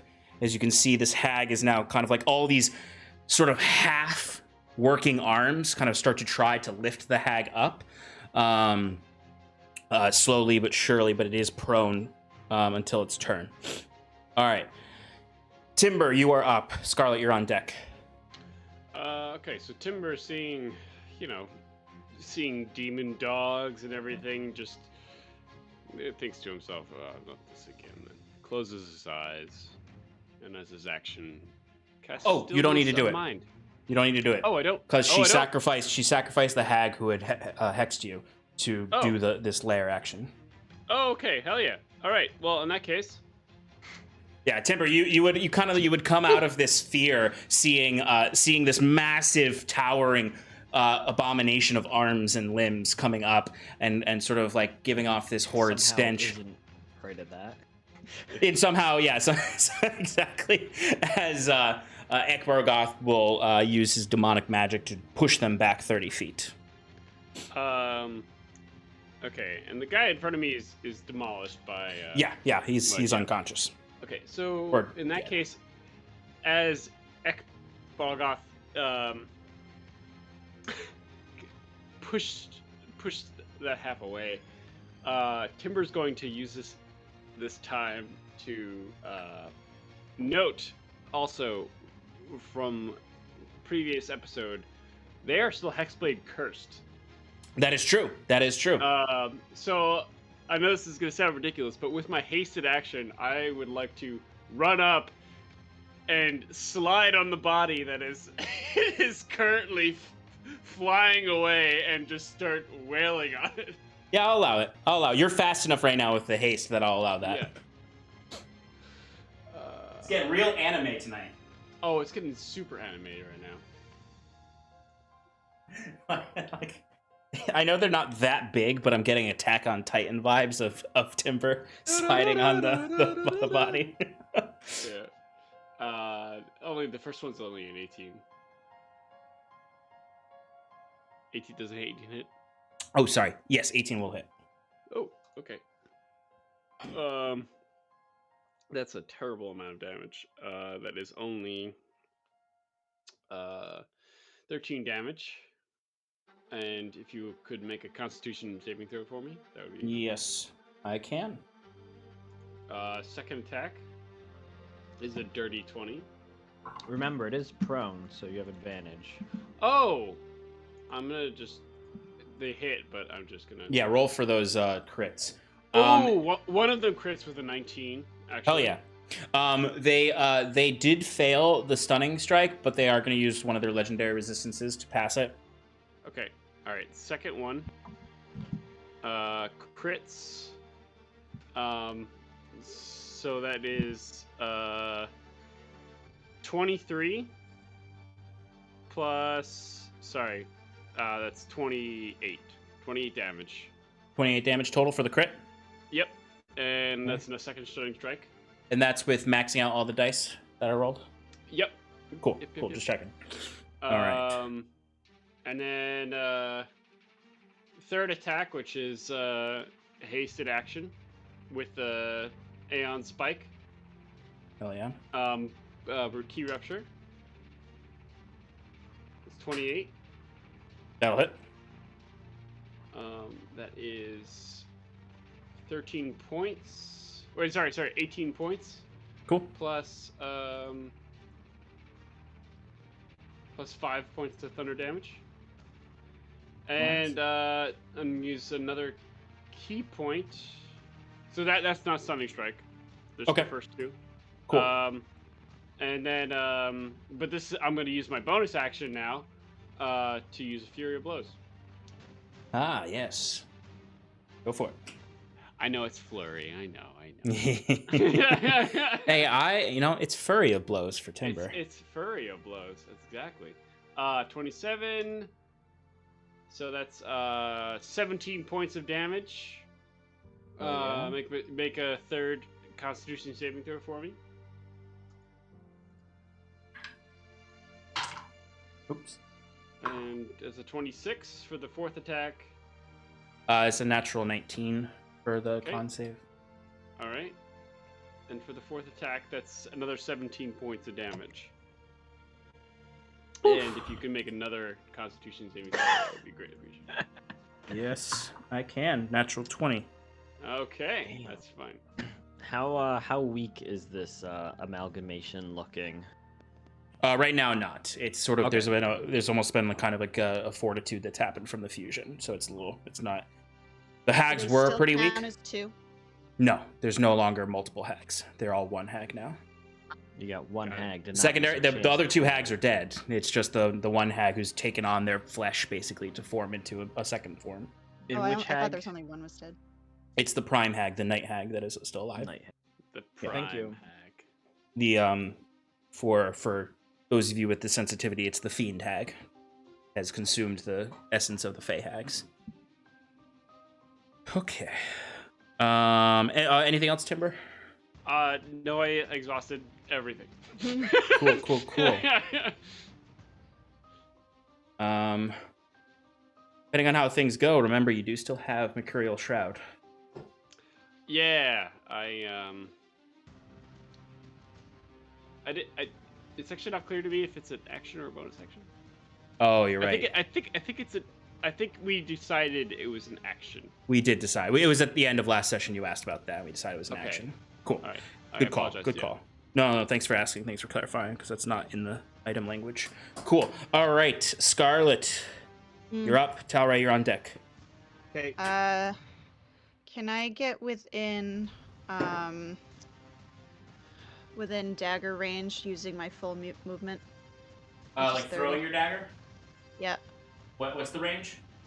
So I always get this confused. So it's at 20 and then 60 in parentheses. I think it's So that means you have to be within 20 feet. If you're outside of Otherwise 20 it's feet, it's disadvantaged, disadvantaged. Yeah. okay. All right. All right, let me see if you can get there. Yeah. If not, I'll bonus action dash. Yeah, no, you'd have disadvantage if you Okay. unless you dash. All right.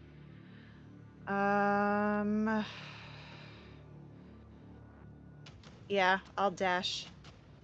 Okay. You want to get right up on them? Not really. Can I get at the base of that ledge thing? Yeah, you can do that. Yeah. Perfect. Okay. And then I'm going to send. Yeah, basically My that correct ledge is dagger. 20 feet long. So just for your reference. So you're within dagger reach now. Perfect. Okay. This is your offhand attack? No, this is my action. I used my Oh, bonus sorry, I action forgot you're a dash. rogue. How dare you? That's gonna be, and I have advantage because they're prone, right? No, you have disadvantage because you're attacking at ranged. But Ranged I'm attacks within 20 feet. Ranged attacks have disadvantage on prone enemies. Even at 20 feet, I thought it was after 20 feet. It's got nothing to do with that. disadvantage. It's the prone condition it gives disadvantage on ranged attacks. Well, if I went reckless, can I keep my first roll? Yes. Yeah. Reckless It'll do- only affects melee strength attacks. and melee. Well, we've kind of been homebrewing this to allow you to use reckless still, because otherwise you'd never use reckless. You'd never be able to use Fair. reckless. All right. So it's okay to use reckless here? Yeah, I'll allow you to use Sure. reckless. Yeah. All right. I've so been then- aware of that the whole time, so I've been allowing you Okay. to do it. Great. So first one was a 24. It's the same thing with rage damage. You technically can't use rage damage because it has to be a strength weapon. So I've been allowing you to do this the whole time since you became a barbarian. Thanks, Sean. Keep that in mind. First one was a 24. To hit. That will hit. And this will heal Timber if you're using your or I'm you're not- not I'm using that not. one because it's not a return. Because it's not a return. Yep. So that's going to be 10 points of piercing damage, plus 3 for rage. So 13. Plus 18. 24 points of sneak attack damage. 24. Uh-huh. So Nice. 37 altogether. Yep. Okay. Hag is looking a little bloodied from these hits. That's all I can do. Anything else? Okay. All right. Before Talray goes, the hag is going to use a legendary action to attempt a. Well, actually, it's a good question. If you do this while prone. Shoot! I shouldn't have closed all my features. Okay. Well, I guess it has disadvantage because it's prone on this. Okay. It's going to go for a crushing hug on Timber. It does have disadvantage on the attack, though, because it's prone. Thank God for disadvantage, because it rolled a natural 1. And the other dice had a 19 on the other one. That could have been bad. Oh boy, yeah. All right, so it fails its legendary action of the crushing hug, so it is now Talray's turn, and then the hag's turn, and then Sarathil's on deck.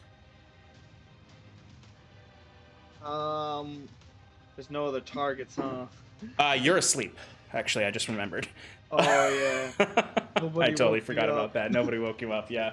Okay, I'm snoozing. Rough.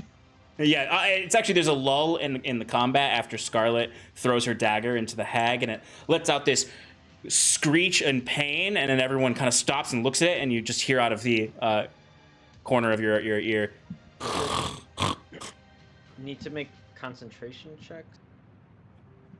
On what? It doesn't have anything Sorry. up anymore. Oh, okay. Yeah, that's right. My bad. Sorry. Yeah, no, yeah, it doesn't have the Phantasmal Killer dropped when it killed the other hag. Okay. All right, so it is the hag's turn now. The hag on is. deck. I said after the hag. Oh. Sorry. Said it wrong.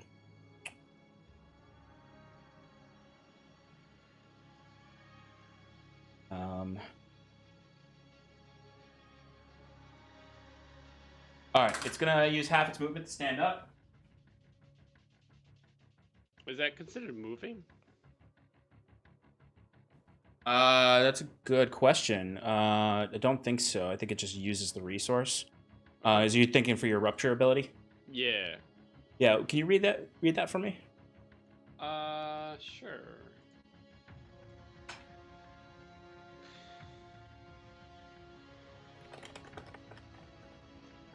Yeah, if the target willingly moves 5 feet or more.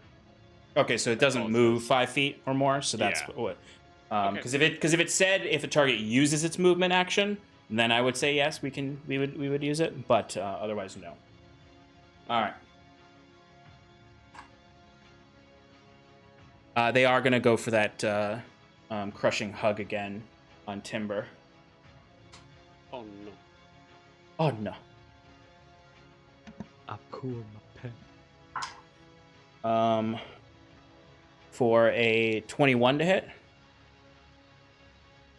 That just hits. Okay. All right, so Timber, you are considered grappled by the hag. And like, when I say grappled by it, I mean like there are like dozens of arms all just kind of grabbing onto different parts of you and pulling you tight against the hag, as kind of like one of the original host hag's arms is wrapped around you, pulling you into the body, because the other one is like limply on the ground. So effect is the same, but it's grosser.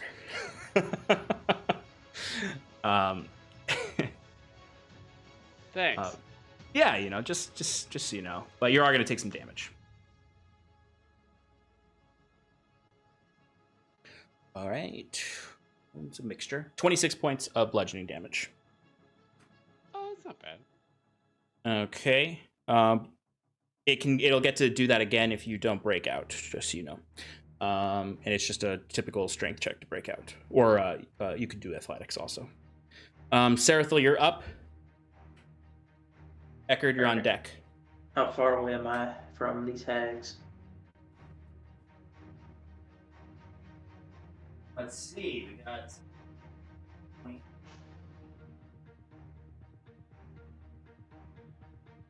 90 feet away. 90 feet.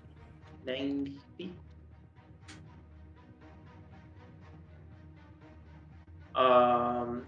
I am going to walk 30 feet closer to them.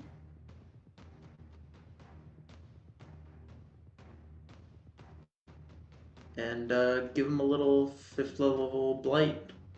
Hell yeah. Oh, is that saving throw? Con saving throw. Natural 1. So they do not succeed.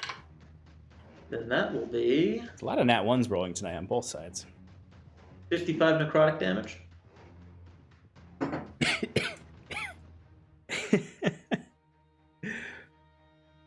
Okay. It is looking very, very rough. It's not dead yet, but it is looking pretty down. Wait, Close to are they death. made? Are they made of plants?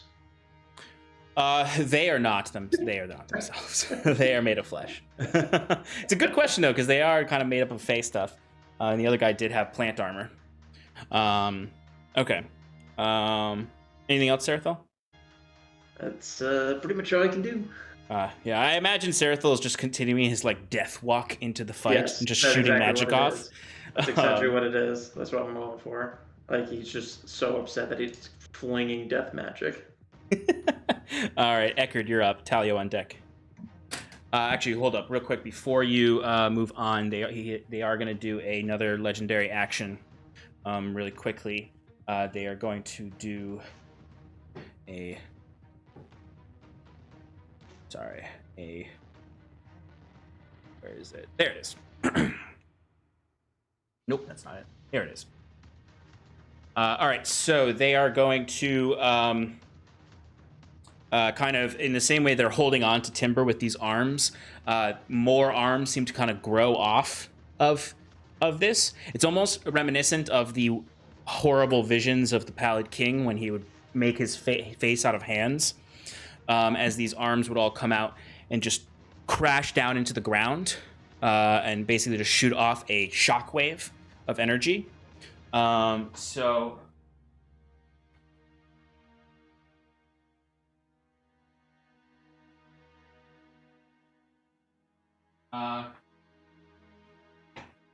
basically, Scarlet, Timber, Eckerd, and hey, Talray, you're gonna get knocked awake. You're all going to make it's your choice of a Dex or a Con saving throw. Can I'll I take the con. can I succeed on either of them? Let me see what well, you're unconscious, so you automatically fail strength and Dex saves. So I guess you could do a con save and you could still make a save. Do it. Okay. So you see this sort of, and when I say a shockwave, I don't mean just sort of like the earth shakes and it crumbles. I mean like magic shoots out from the hands and a shockwave around. This sort of dark black and green magic bleeds from the hands into the ground and shoots across in these sort of pillars of light, almost look like aurora borealis that dig through the earth, leaving little trenches. All right, Scarlet, what'd you get? 13. Rolled a 3 Alright. and a 2. Okay, so that's a fail. Yep. Eckerd, what'd you get? 13 as well. That's a fail. Talray, what'd you get? 16? That's a fail. Timber, what'd you get? I'm sorry. It's okay. What was I supposed to roll? Either con or dex. Oh, I'm rolling a dex. That's a 12. Oh, wow. Okay, so you will also fail. I imagine you two will use your evasion tactics to... Absolutely. Okay. Yeah, me too.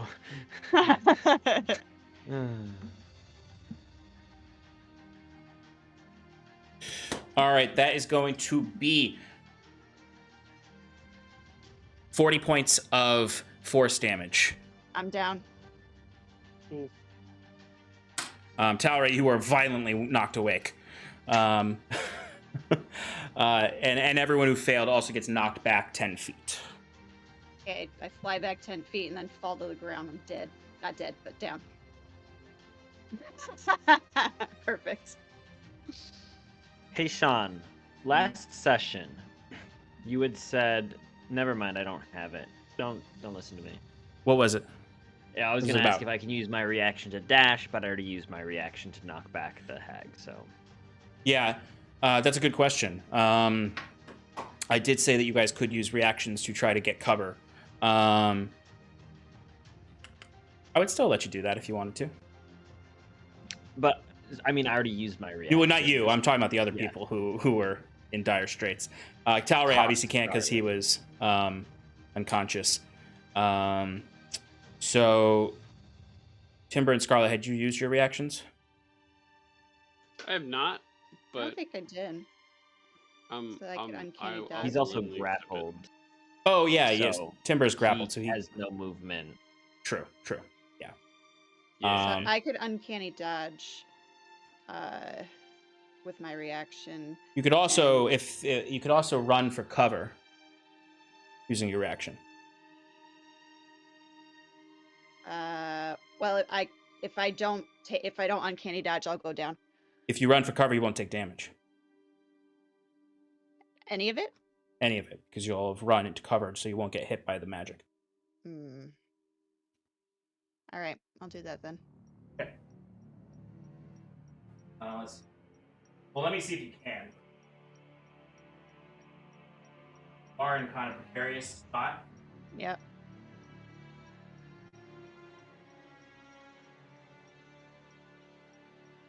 Well, isn't it like a radius around the hag that this magic is being cast? Oh yeah, good call. She can just run backwards. Yeah. Positioning wise, not great, but keeps you up, which is what we want. Exactly. Okay. So yeah, you dash backwards, use your reaction to avoid the damage. Thank you, Stefan. No, thank you. You're the one that made the thing. Okay. Eckert, you are up. All right. Am I within 30 feet of this hag? If the answer is anything but no, I'm gonna cry. I think it's a no. Yeah, you're 40 feet away from the hag. And I'm not going to make you guys suffer the difficult terrain that I let Talray make last session in those rocks. Okay, so here's, reaching for the apple. And I use my reaction to dash on my turn. No, because it's not a reaction to anything. That's fair. I appreciate you asking, though. Of course.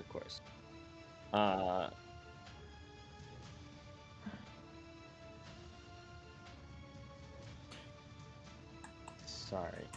Oh, you're good. John, can I change my mind, or is it too late? Do you want to take the damage? I have something I want to do on my next turn if we get there, and I need my I need the distance. Yeah, you want to take the damage? Totally. Yeah, I will. I can't waste. I need my bonus action, and I'm gonna have to dash if I want to get up to it.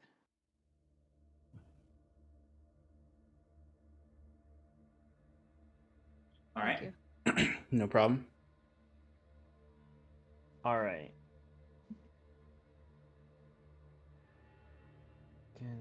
Bullshit. Here's one not fun. I literally have no range. Well, okay. So you said the hag is looking how They're pretty. They're significantly bloodied, I'll say. Okay. All right. So Eckerd's gonna move 30 feet up. He's gonna raise the Zweihander, the Heart Swarm, into the air. You see the water, the dull blue blade light up with this water effect as just a ripple, and he spins it around and slams it into the ground, creating a torrent in a 30-foot radius around me that heals all allies for 3d8 health. Additionally, all enemy creatures within this space must make a DC 18 saving throw. Okay. All right. So everyone within 3 feet of me, or excuse me, 30 feet of me. So that would be Timber and Scarlet, because I just realized Timber wouldn't have gotten knocked back. We all get 21 points of healing. Thank you. Did I specify a type of saving throw on there? Strength. Sorry, cool. It's a DC 18 strength saving throw. Cool. That is like my 8th natural one of the evening. Oh my God. So they failed. Right. Do you have any resistances left? I don't think so. So that's going to be 12 points of bludgeoning damage. Okay. they are also pushed back to the edges of this 30-foot radius. Okay. So You're sorry, 10 feet away, so that would be 20 feet back. but this also means that Timber is no longer grappled. That's a good question about grappling with movement. Is that I've not encountered that before. The condition also ends if an effect removes the grappled creature from the reach of the grappler or grappling effect. Oh wait, such as when the creature is hurled away by thunder wave. No, sorry. No, it's only if grappled. Yeah, it's only if Timber gets knocked away. Yes. It's a kind of a weird one, but I get no, Timber would move with them. Okay.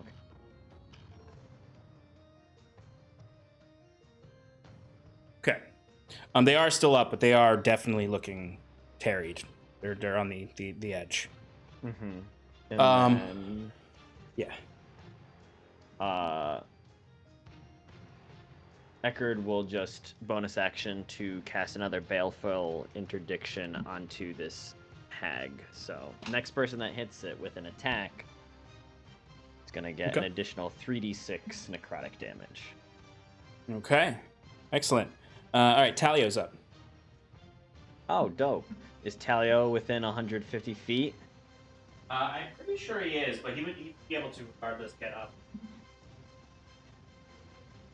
All right.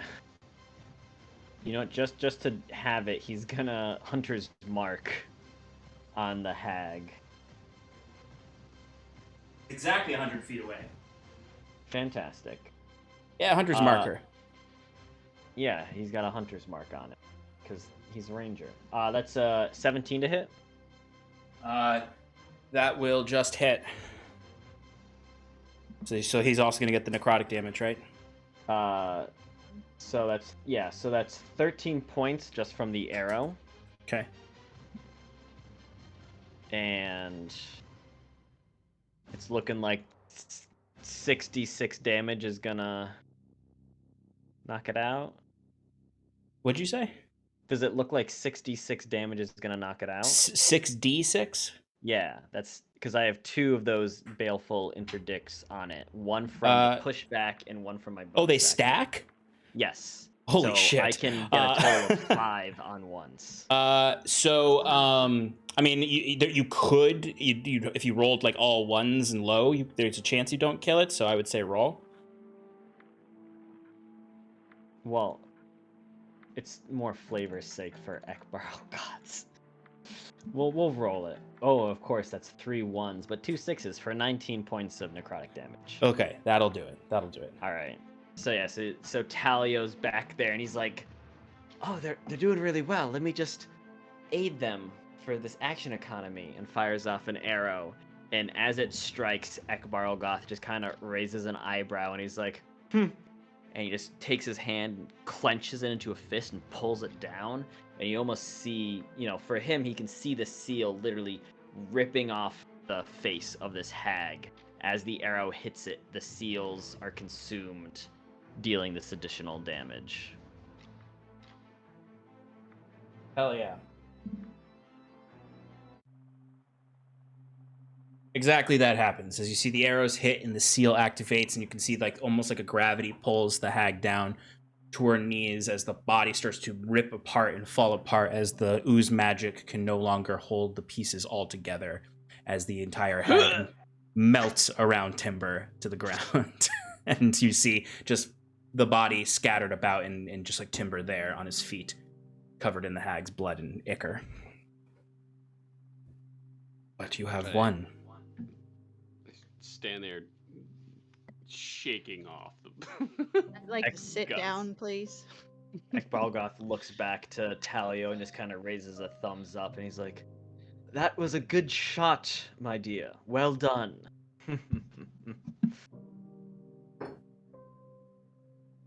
Sarathil's gonna collapse down. It's not doing so hot. Sarathil, I imagine you almost collapse to the side, and Virexi just kind of catches you and helps you stay up a little and then eases you down. Right in Yeah. front of you, where you sit, Sarathil, you do see the body of the Archfey, and you can see all of the plant life is melting away and singeing to nothing or falling off because the hags are dead. The pallid mask is still there, but you see a elderly Elysian elf underneath, wearing the same striped pants, striped sort of pseudo pants overalls that they wear underneath. I'll kind of I'll muster as much strength as I have left, kind of like not stand up, but like kind of like kneel up where I'm on my knees and like kind of shuffle over to him, and I'll grab the mask and I'll quickly grab the mask as quickly as I can and just try to toss it away. Okay. Give me a quick wisdom saving throw.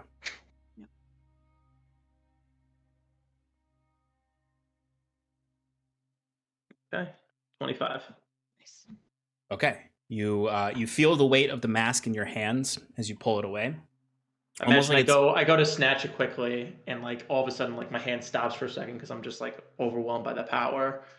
But I kind of regain composure, and then as quickly as I went for it, I toss it to the side.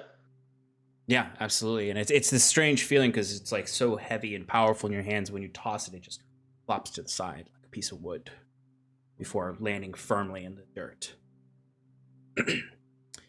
And you see the face of a elderly Elysian underneath. Is he alive? Is he breathing? He is very difficult breathing. It's sort of like he's on death saves, one might say. But he is still alive for now.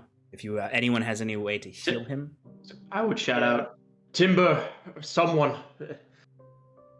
This man needs healing. I have another potion. I throw a good berry from my laying down position into the man's mouth directly. I take a far shot, sharpshooter. Let's go. Sharpshooter. Make me roll for it, Sean. Sure. Sure. Yeah. Why'd you declare sharpshooter? Yeah, you got to take 10. Wait, or 5. I'm joking. You're not obviously doing sharpshooter. I'm not declaring it. I'm saying that range doesn't matter as much. If there's any obstructions, they're not affected. You're really not that far away. I gotta do it. Okay, go for it. No! 8. Okay, yeah, you watch as a good berry just bounces off of this guy's forehead onto the ground. I'm sleepy. I'm not myself. I'm sorry. They'll pick it up and try to feed it to him forcefully. Okay. Yeah, it's the thing about good berries. Technically, that does work. I'll open his mouth and kind of like a dog trying to eat it. I'll just kind of like, and then it's like rub his throat. Yeah. So you see this man. He looks. It's funny because he actually like. If you look at the miniature for Curon, like this guy looks just like it. Like in the type of mustache that Steph put on the miniature, that's kind of like a Captain Crunch mustache almost. He has that. It's muffled or it's all over the place now, but he has kind of like this scraggly extra beard all around it. But the thickest part is that mustache. Hair held back in several braids, just like Curon used to do. Shorter though than a typical Elysian's hair. He's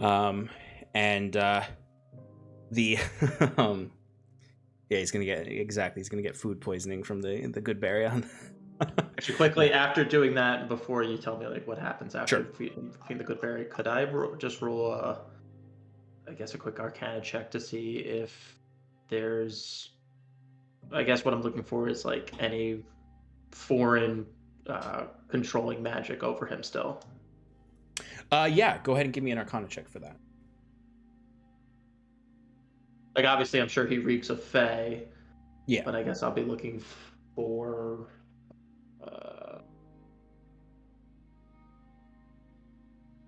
like enchantment. Yeah, I guess enchantment. Thank you, enchantment magic. Couldn't think of the word. Which it was a nat 20 roll to a 31. Wizards, baby. Yeah, so you can tell that there is residual magic on him that is not controlling him, though. It's sort of like residual magic that's just going to fade with time. Yeah. But all forms of enchantment and domination magic from the mask are gone. Then I'll wait a second to see what happens after feeding them the good berry. Yeah, absolutely. So as the kind of the good berry is macerated in his mouth manually by Sarathil, slowly, like he doesn't get up right away because it's just gonna give him at 1 point of hit points. But his breathing calms. His wounds stabilize, and you see his eyes open quickly, and you see just like sheer panic and fear on his eyes. His pupils go wide. And are moving rapidly as he's looking around, terrified, like the scaredest you've ever seen someone come awake from the worst nightmare.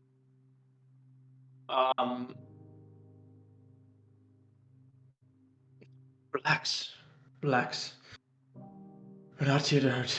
You've been through a lot. You've been through quite a lot. Crescent Heart, damn you! Where am I? Who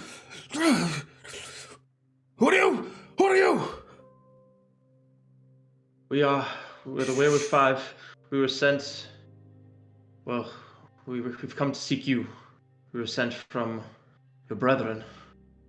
I'm sorry, what were their names? Elduin, Florian, and Ilgwyn. We're sent by Elduin, Florian, and Ilgwyn. We seek your help, but we found you in a sorry state, controlled by the one known as the Pallid King.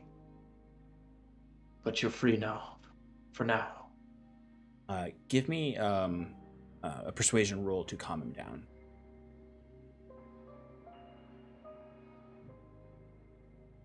And I have It was a 9, but I'm gonna use, because I think I can, knowledge from the past to try and get. Oh wait, no.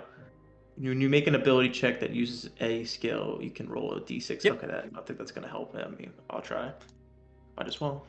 Scarlett, So you were gonna 9 say something? plus. Yeah, I was gonna say, can I like crawl over as well? Because I'm also not good, but just like kind of like put a gentle hand on his shoulder and give him advantage. Sure, I'll allow that. Thank you. That's better. Thanks for the hand. Well, I've just rolled a natural d20, so I didn't add. So plus 8 is 27. There you go. Okay.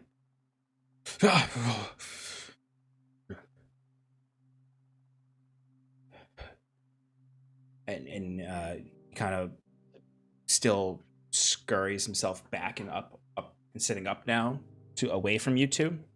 Kind of like his hand moves through like just like these carapace of bugs all around and dead twigs and branches and moss. Well, I suppose those fools still have some friends. Thank you.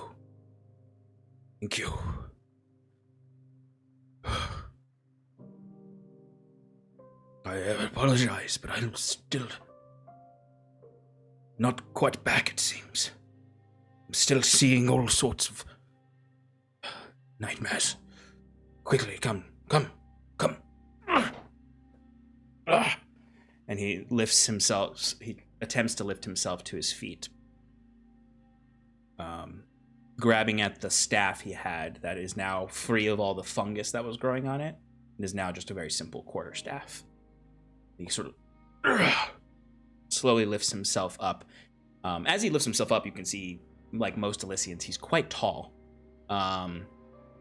Probably, definitely 6 feet plus, but hunched over a lot like Curon was. He's probably, like, age-wise, he's probably similar to where Curon was after he suffered from the aging effects of the Scathulum.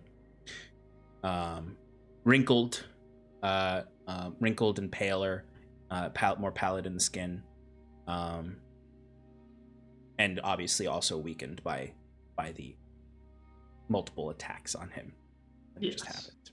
Yes. Sean, can I see where Sarathil threw the pallid mask away? Yeah, I imagine it wasn't thrown too far. It was just thrown away. Yeah. Sarathil was gold medal discus in A university. the university. Yeah, that was 1,000 years ago, though. What, he doesn't have the catapult cantrip? Slacking. I think that's a first level spell. Oh, first level? Oh, okay. Um, Anyway, yeah. Talray is just gonna look at it for like maybe half a second and then just shoot it multiple times with his gun. Okay. If no one stops him. If you were gonna imagine take it, anyone I was does. gonna tell you I was gonna stop you, but go for it. Does it work, Sean? So go ahead and give me an attack roll. Sure.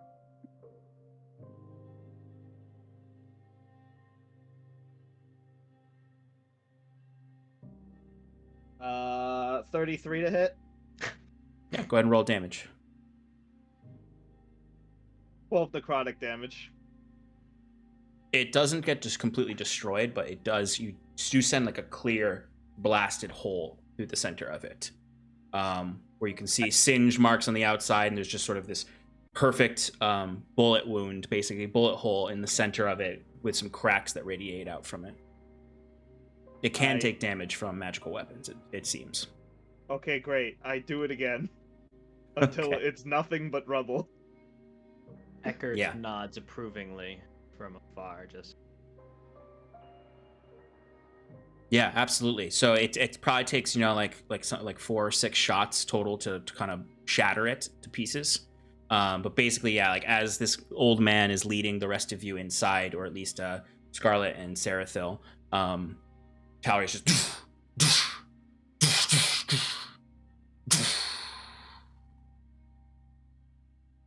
and anyone who would look would see singe marks all in the dirt as the mask has been shattered into 4 or 5 pieces.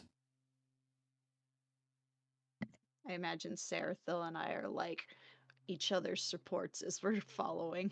Yeah. Essentially.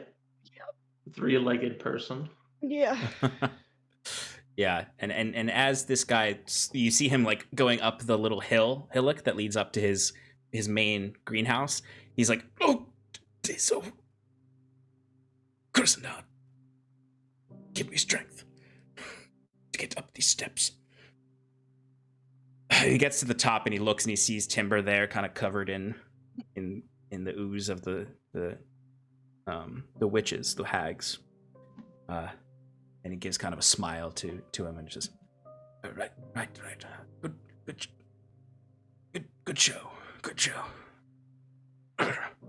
and keeps moving past. And you hear him jingling in his the patched overalls that the druids wear for a ring of keys. And he seems to have completely become oblivious to everything that was just affecting him. Like he sees a pile of hag guts and he's just like, oh yeah, we have to clean that up. As his hand shakes and sort of scratches the lock on the greenhouse. Like the glass of the doors is shattered. You could walk right through it. And he's Right. There we go. opens it up, and there's sort of actually like kind of this wave of a warm breeze that comes out from the greenhouse that feels good on each of your aching bones. As you can see inside, seems to be the last greenhouse that has anything left of what he had done here. This is the only one. Although the glass was destroyed, like it's relatively untouched besides that. That was mostly from the shockwaves and the movement of the fight. As you can see inside, this is the largest of the greenhouses, and you can see all manner of plant life here, as well as several animals that look terrified. hiding in cages, and unfortunately some that have passed away from time.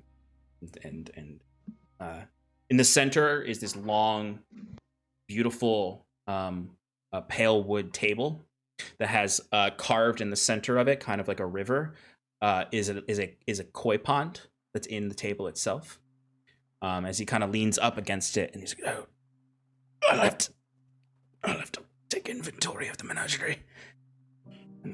No one, damn hags didn't feed my fish. Thank you. Thank you." As he'll finally pop down in a chair. Are there multiple chairs? Yeah, there's chairs knocked all over the place. You could definitely find a seat. Cool. Yeah, Talray, if nobody else,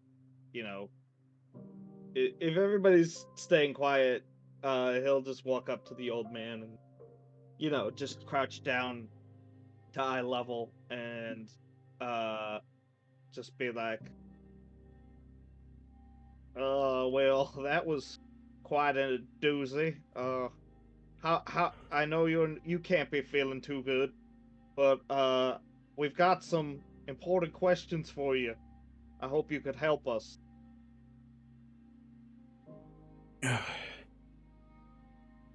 I suppose it's only fair if you're saving my life.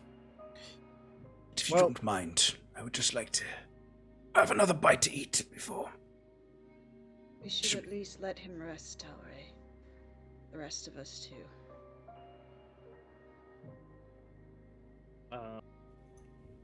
Yeah, okay. Talray, just backs up. And, he puts a few good berries on the table. Doesn't offer them, just puts them on the table for anybody who might need them.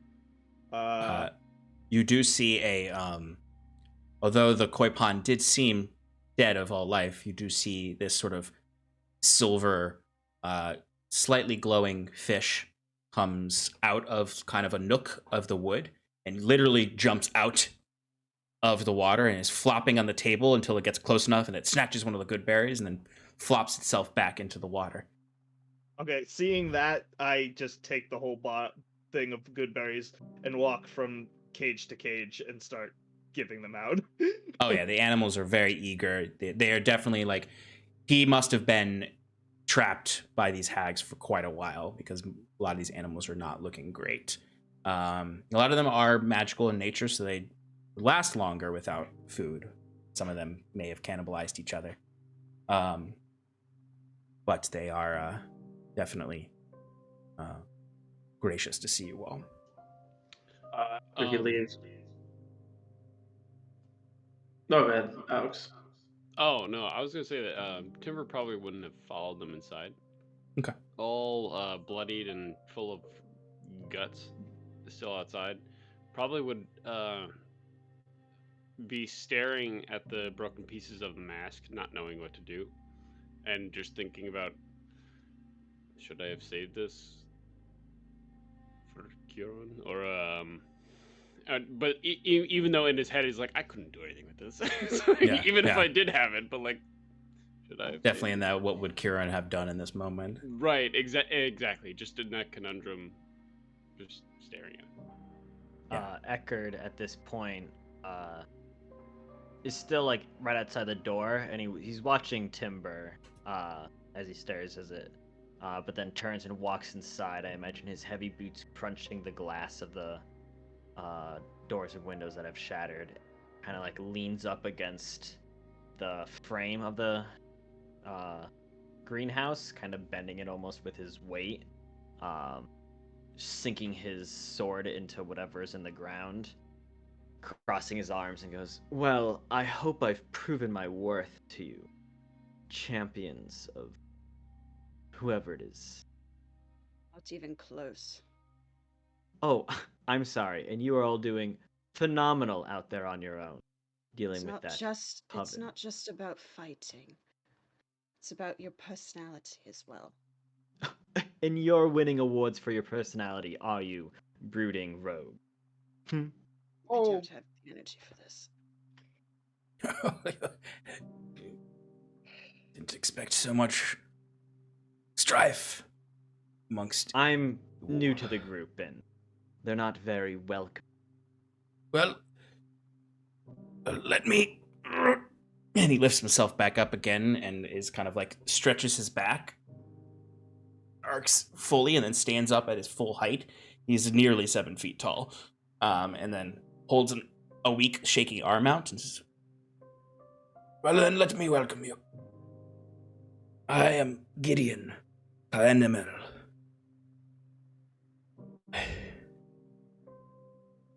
Leader of the Inuvial Circle. he falls back down into the chair. And I suppose I am at your service. And that's where we're going to end tonight.